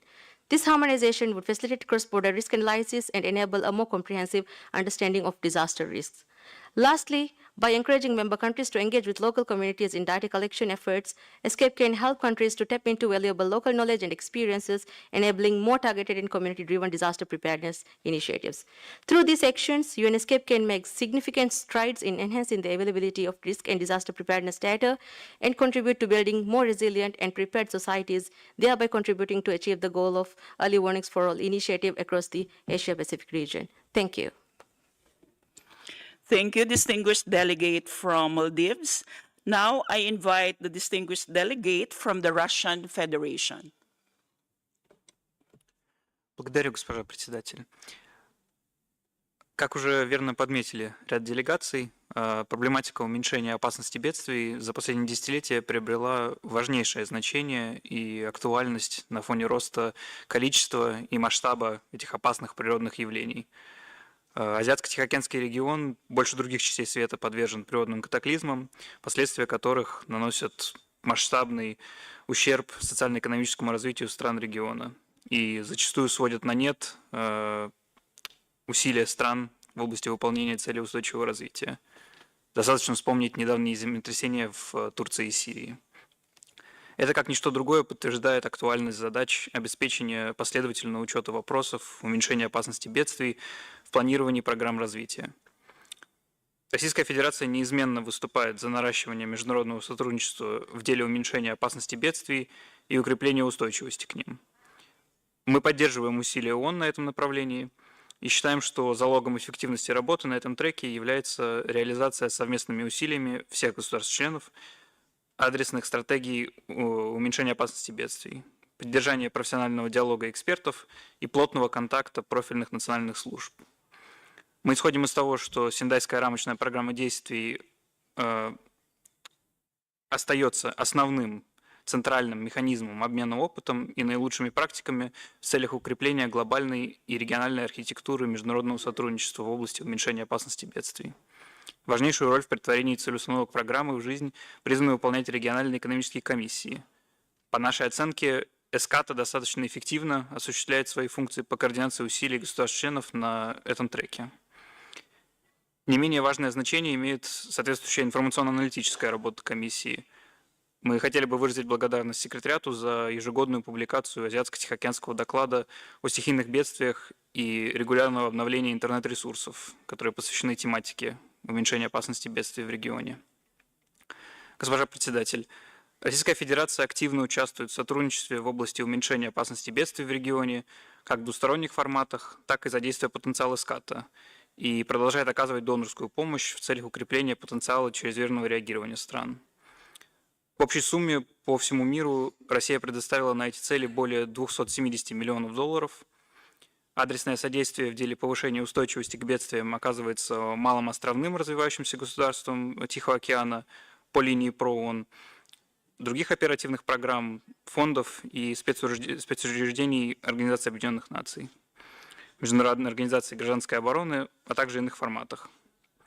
В частности, под эгидой ИСКАТа начата реализация недавно специализированного проекта технического содействия улучшения знаний и навыков в противодействии медленно надвигающимся стихийным бедствиям в Центральной Азии, который финансируется за счет российского добровольного взноса. При помощи этого проекта мы оказываем содействие странам Центральной Азии в разработке их стратегий по предупреждению так называемых медленно надвигающихся бедствий. Прежде всего, речь идет о засухах и преодолению их негативных последствий. Мы уверены, что нынешняя сессия внесет очередной практически значимый вклад в укрепление инфраструктуры, предупреждения и реагирования на чрезвычайные ситуации, а также построение будущего, надежно защищенного от негативных их последствий. Спасибо.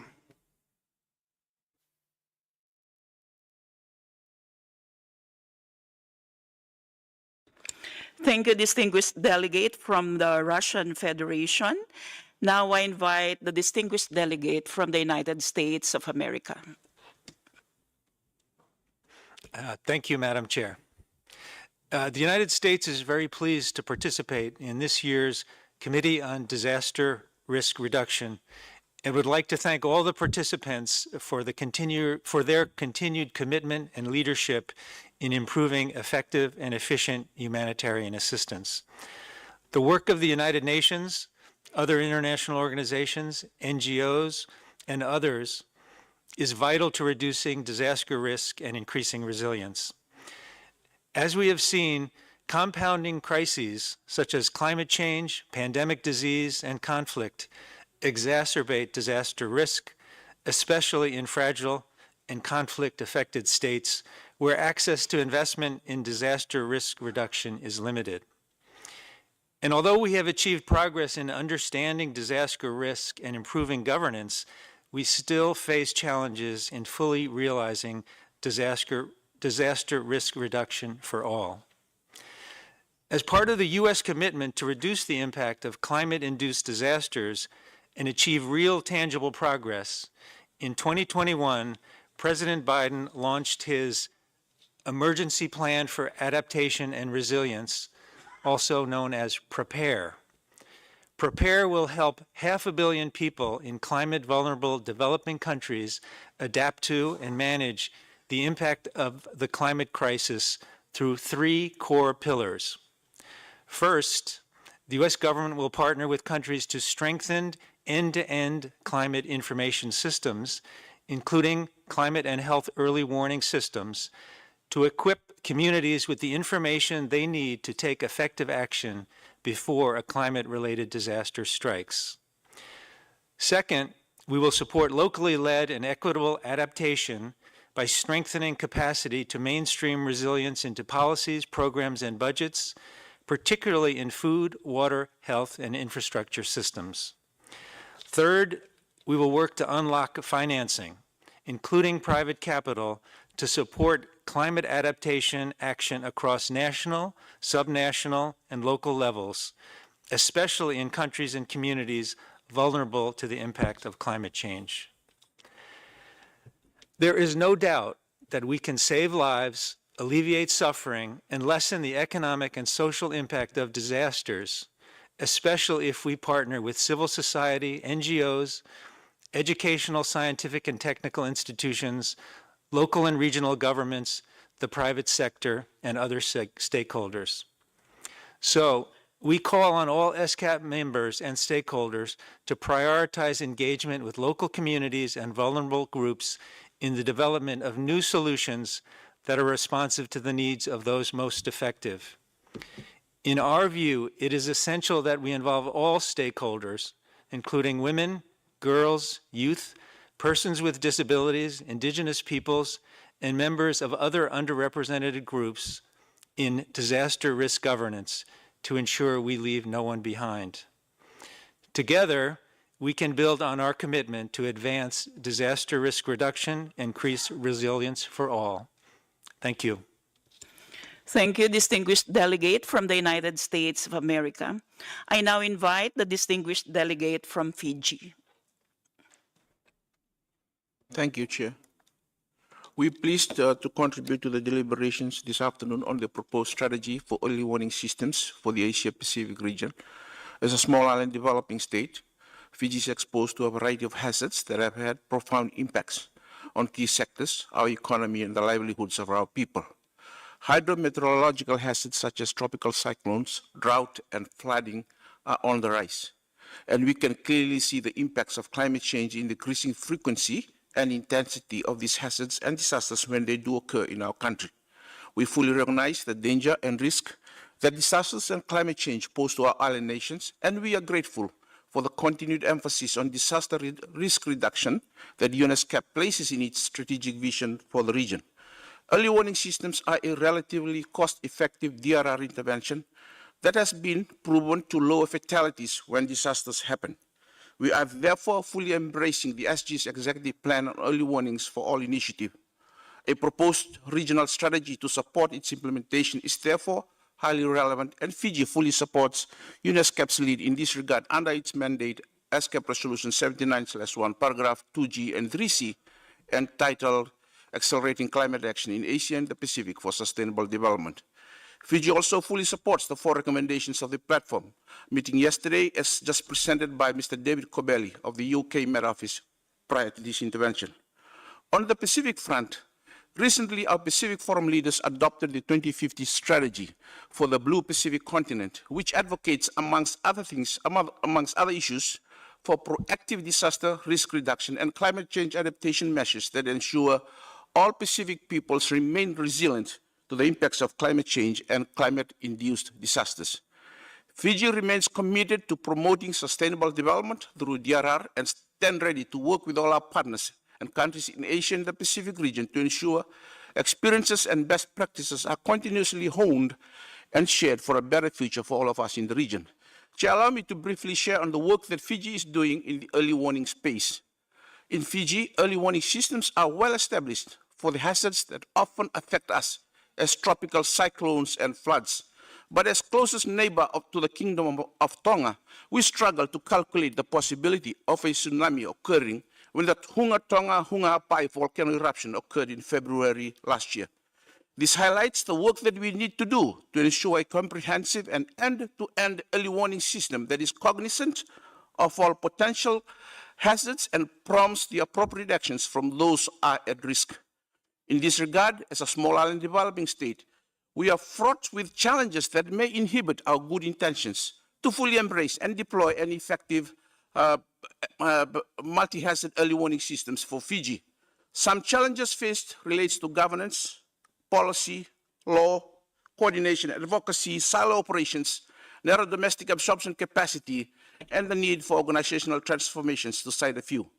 Furthermore, we take note of the proactive actions of all our development partners to support us in building a robust early warning systems for Fiji and our Pacific small island developing states. And because of the factors I mentioned earlier, the process of ensuring the global coverage of multi-hazard early warning systems for all by 2027 has to be member-driven and fully supported by all our development partners with the lead support of ESCAP, our regional commission for Asia and the Pacific, as I have alluded to earlier. Chair, I'm very pleased to inform the committee that we are starting where we should begin, by first addressing our governance issues relating to policy and legislation. The government of Fiji has made provisions for the establishment of the multi-hazard early warning system in the revision of Fiji's Natural Disaster Management Act 1998 to address some of the gaps and loopholes we currently have, where operation is heavily on silo and where we need policy drivers to facilitate the integration of multi-hazard early warning systems in our policy space and law, harmonize the work of our agencies on early warning systems, and engender participatory and inclusivity of all sectors of our society and communities, CSOs, private sector, academia, and so forth, so that no one is left behind. Furthermore, we are currently working with our development partners to formulate a roadmap that will enable us to map and clearly define strategies and areas of interventions to enable the establishment of the multi-hazard early warning systems. We encourage all our good partners to work with us in moving this global endeavor forward. In terms of the 4 key pillars of multi-hazard warning systems, for Pillar 1, disaster risk knowledge, the Fiji National Disaster Management Office is working on standardizing disaster risk assessment methodologies that will enable the systematic collection, analysis, and dissemination of disaster risk information. We're also working with the UN Women to train government officials on how to assess and include gender equality, disability, and social inclusion, commonly known as JETSI, consideration in planning and development processes with the overall objective of identifying and prioritizing measures to lower the vulnerabilities of women, the disabled, and other vulnerable groups in Fiji. For Pillars 2 and 3, the Fiji National Disaster Management Office is working in close collaboration with the Fiji Meteorological Office and the Fiji Mineral Resources Department to fill in gaps and black spot areas for the monitoring of hydrometeorological and geological hazards, and are also working on improving forecasting and warning services to communities and sectors at risk. For Pillar 4, we continuously work to improve our disaster preparedness, including community-based disaster risk management trainings and emergency response trainings of government officials and all our stakeholders. A week ago, we concluded the induction training for the inaugural National Emergency Response Team, which is proposed to support disaster response operations both in Fiji and around our Pacific Islands, small island developing states. Chair, Fiji's selection as one of the 11 countries for the rollout of the Early Warning for All initiative is therefore timely and bodes well for the plans we have put in place for the establishment of a multi-hazard early warning system for the country. And with our new focal point taking the leadership role, we are bound for great achievements ahead. Chair, it would be a remiss of me not to mention the opportunities for potential collaboration in DRR and disaster risk management that platforms such as this week's gathering affords us. We have common challenges on a variety of key areas such as climate and disaster risk financing, the increasing prevalence of systemic risk and need to transform and build resilience into economic, infrastructure, and environmental and social systems. Chair, to conclude, the Fiji government would like to assure our friends and partners in the Asia-Pacific region that we will continue to do our part to ensure that all our peoples build up their resilience towards disasters and accelerating the full implementation of the Sendai framework and effective multi-hazard early warning systems for our safe and secure futures. I thank you, Chair. Thank you, distinguished delegate from Fiji. I now invite the distinguished representative of IFRC. Thank you, Chair. Distinguished participants, in the last session, the committee heard that the Sendai framework targets are off track. Disaster risk governance measures have improved, but there are still many gaps in achieving multi-hazard, people-centered, multi-stakeholder, legal and regulatory frameworks, as well as coherence between disaster risk, public health, and climate. Not enough investment is reaching the local level for people to effectively prepare themselves for the increasing level of climate-induced disasters that we can expect in the coming years. The single goal to access everyone in the world with early warnings by 2027 is ambitious, but it needs to be, particularly considering only half of people currently access early warning systems. We have a unique opportunity through the Early Warning for All initiative to unite partners towards a common goal that will support streamlining financing across all 4 components of early warning systems and strengthen global, regional, national, and local coordination mechanisms between our meteorological services, disaster management authorities, and local community actors like Red Cross and Red Crescent societies. We have good examples in the past, formalised partnership between and across these actors, but we can build on to scale up partnerships such as the Finnish Pacific project in the Pacific that focused on supporting communities to prepare and respond to the changing weather patterns and climate trends using improved meteorological services tailored to the needs of all users. A regional strategy to achieve early warnings for all by 2027 in Asia Pacific can help strengthen coordination amongst regional actors, align stakeholders, and clarify regional level results. However, we must ensure that the focus remains at the national and local level, where the biggest gaps in investment are across the 4 pillars of the Early Warning for All initiative. The UN Secretary General, when he launched the initiative, estimated that $3.1 billion was needed to achieve early warnings for all. A third of that, or $1 billion, needs to be focused on Pillar 4, community preparedness and response. We should invest in scaling up areas that have proven to work, such as with anticipatory action. Just last month, the cyclone Mocha was approaching Bangladesh and Myanmar. We saw the benefits from the work done over many years in financing anticipatory actions that ensured many lives were saved before the cyclone hit. Many anticipatory financing mechanisms already exist, such as the IFRC's Disaster Response Emergency Fund, and we encourage greater investment in these mechanisms, including building shock-responsive social protection systems. Together with FAO, IFRC is co-chairing a regional working group on anticipatory action, including a working group on legal frameworks, and we would welcome any interested states to join as an opportunity to build on existing good practices in the region. As the leader of Pillar 4 in the Early Warnings for All initiative, IFRC and our 191 Red Cross and Red Crescent societies, 52 of which are in Asia Pacific, are committed to scaling up our work in local disaster planning, regulatory frameworks and anticipatory actions, and to direct greater financing to the local community level that saves lives and livelihoods. We have a structure that enables us to work with partners across all pillars to improve disaster risk knowledge, support monitoring of climate and weather data through our volunteer network where gaps exist, tailor early warning messages to community needs, and lastly, to prepare communities to anticipate and respond to crises and remain resilient. Finally, if we are to achieve the goal of reaching everyone with early warning systems, we must do more to ensure everyone is included, particularly marginalised groups, and that early warning messages are tailored to everyone's needs. So let me seize this opportunity to warmly invite you all to our side event tomorrow afternoon to discuss this further, our side event on the role of women in early warning systems. Thank you very much. Thank you, distinguished representative of IFRC. Now I invite the distinguished representative of DG ECHO, or Directorate General for European Civil Protection and Humanitarian Aid Operations. Respected Excellencies, distinguished delegates, ladies and gentlemen, thank you for the opportunity to share some of the learning from the European Commission, and in particular, its Directorate General for European Civil Protection and Humanitarian Aid Operations, or DG ECHO, with you today. Our discussion happens at times of the ever-increasing global humanitarian needs. These are driven, among others, by conflicts, population growth, fragility, climate change, and emerging diseases. This has already been extensively highlighted in earlier conversation today. From our perspective, implementation and strengthening of early warning systems for all is very much part and parcel of better preparedness, enabling effective anticipatory action and earlier response.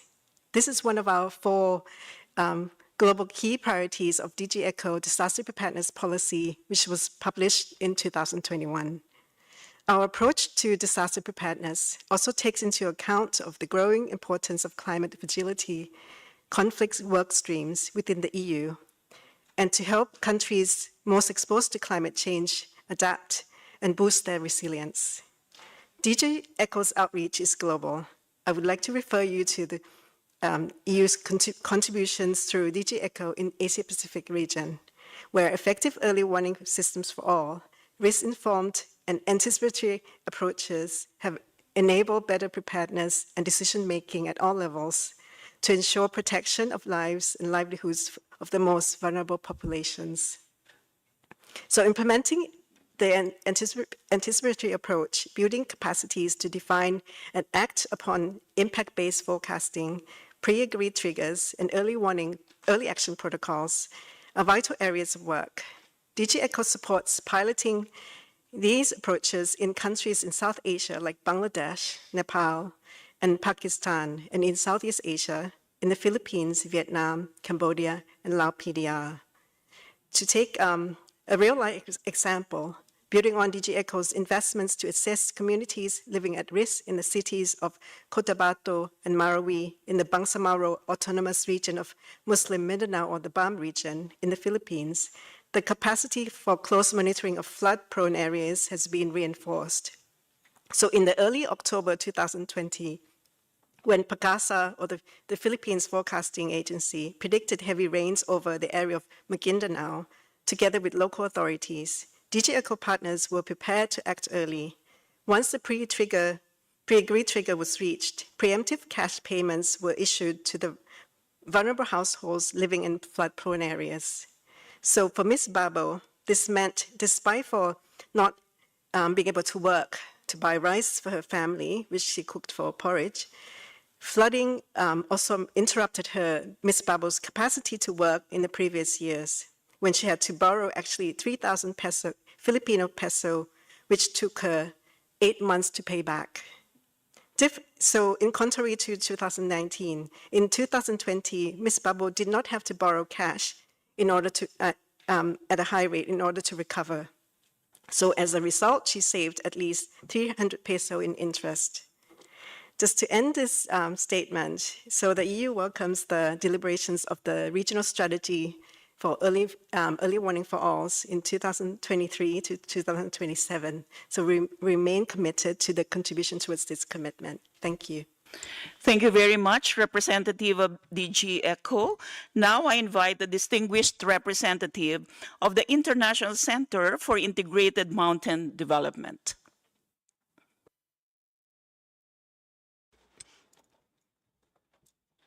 A very good afternoon to all. The Hindu Kush Himalayan region is a hotspot for disasters. More than 1 billion people in the HKH are at risk for increasing natural hazards, many cascading in nature. 1 in 10 floods are transboundary, responsible for 30% of death and injury and 60% of human displacements. In ICIMOD's 2030 strategy, one of the long-term impact areas is on reducing risks. Because natural hazards know no borders, disaster risk reduction in the HKH could benefit greatly from stronger regional cooperation. ICIMOD promotes innovative and inclusive approaches on DRR in policies, plans, and investments. We work on tools for early warning, for preparedness, and ensure that these are integrated into policy, practice, and investment planning. We also support implementation of nature-based solutions to reduce the impact of disasters and climate change and upstream and downstream linkages of disaster risk resilience.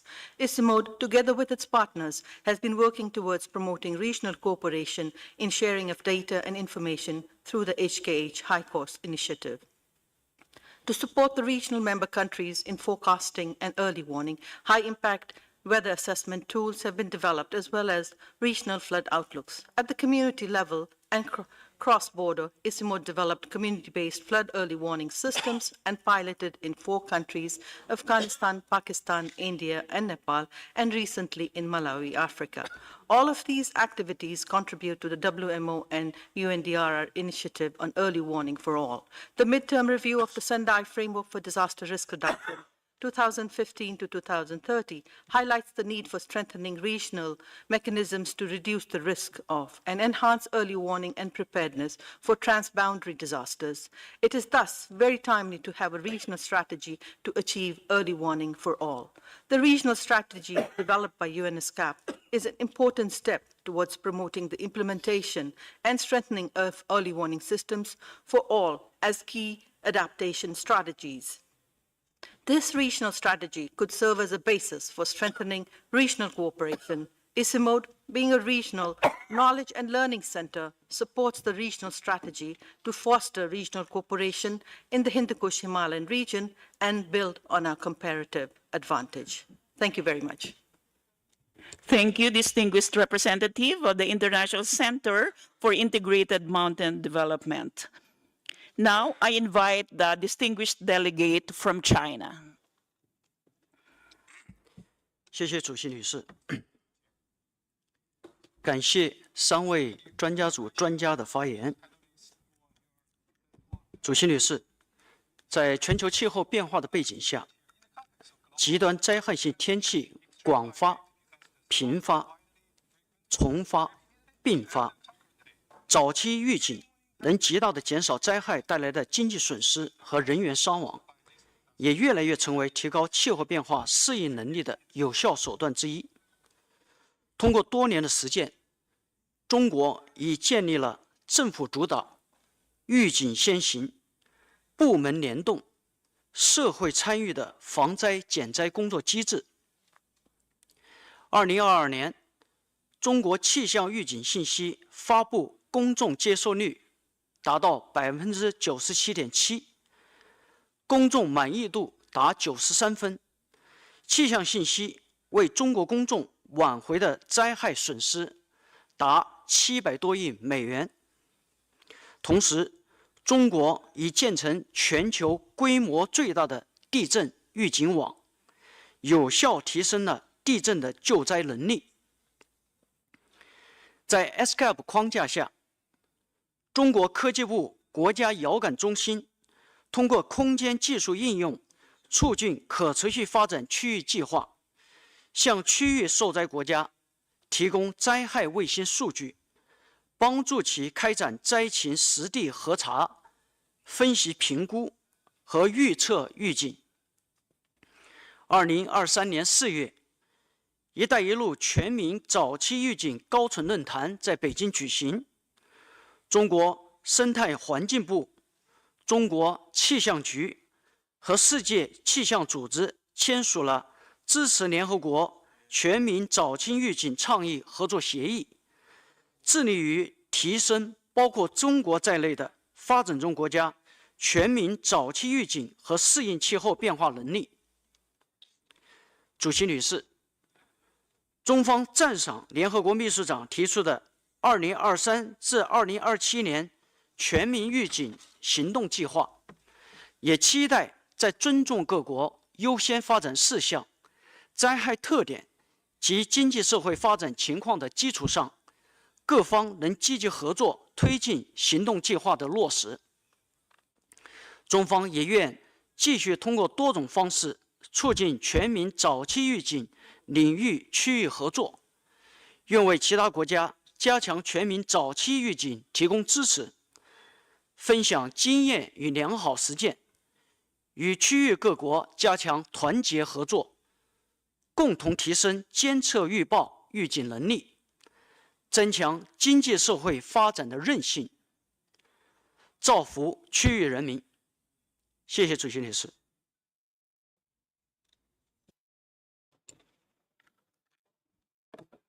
Thank you very much, distinguished delegate from China.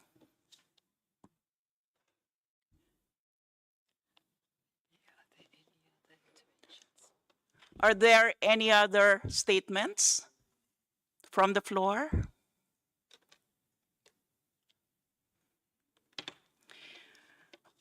This now brings us to the end of the proceedings for today. And before we close the session, I would like to invite the Secretary of the committee to make any announcements.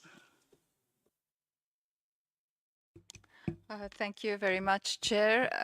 I don't actually have any announcements to make, except perhaps just to thank all the delegates and the panelists for the very insightful sharing of experiences and of policies, and also the advice and guidance we have received.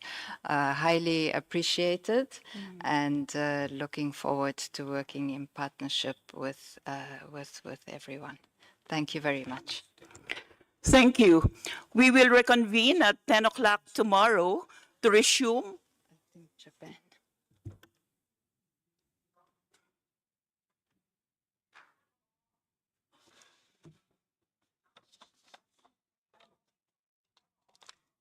Maybe the right of reply. So I think Japan wants to take the floor. Yeah.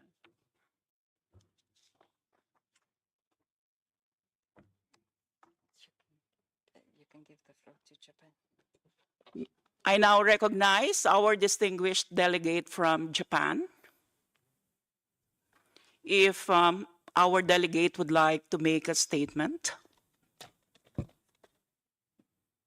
Thank you, Madam Chair. I think it's probably in the minds of more to do it in the same day. So if I may, I would like to deliver the right of reply right now. Thank you, distinguished delegate of Japan. Your request to exercise the right of reply has been noted. May I remind the delegations that the Commission agreed that statements in the exercise of the right of reply will be delivered at the end of the meeting at which the right is requested. I will accordingly invite delegations to exercise their right of reply at that time.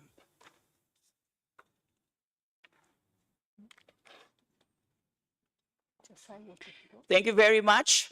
We will reconvene at 10 a.m. tomorrow to resume our discussions under Agenda Item 5, review of the work of the Secretariat and the United Nations system at the regional level. Good afternoon.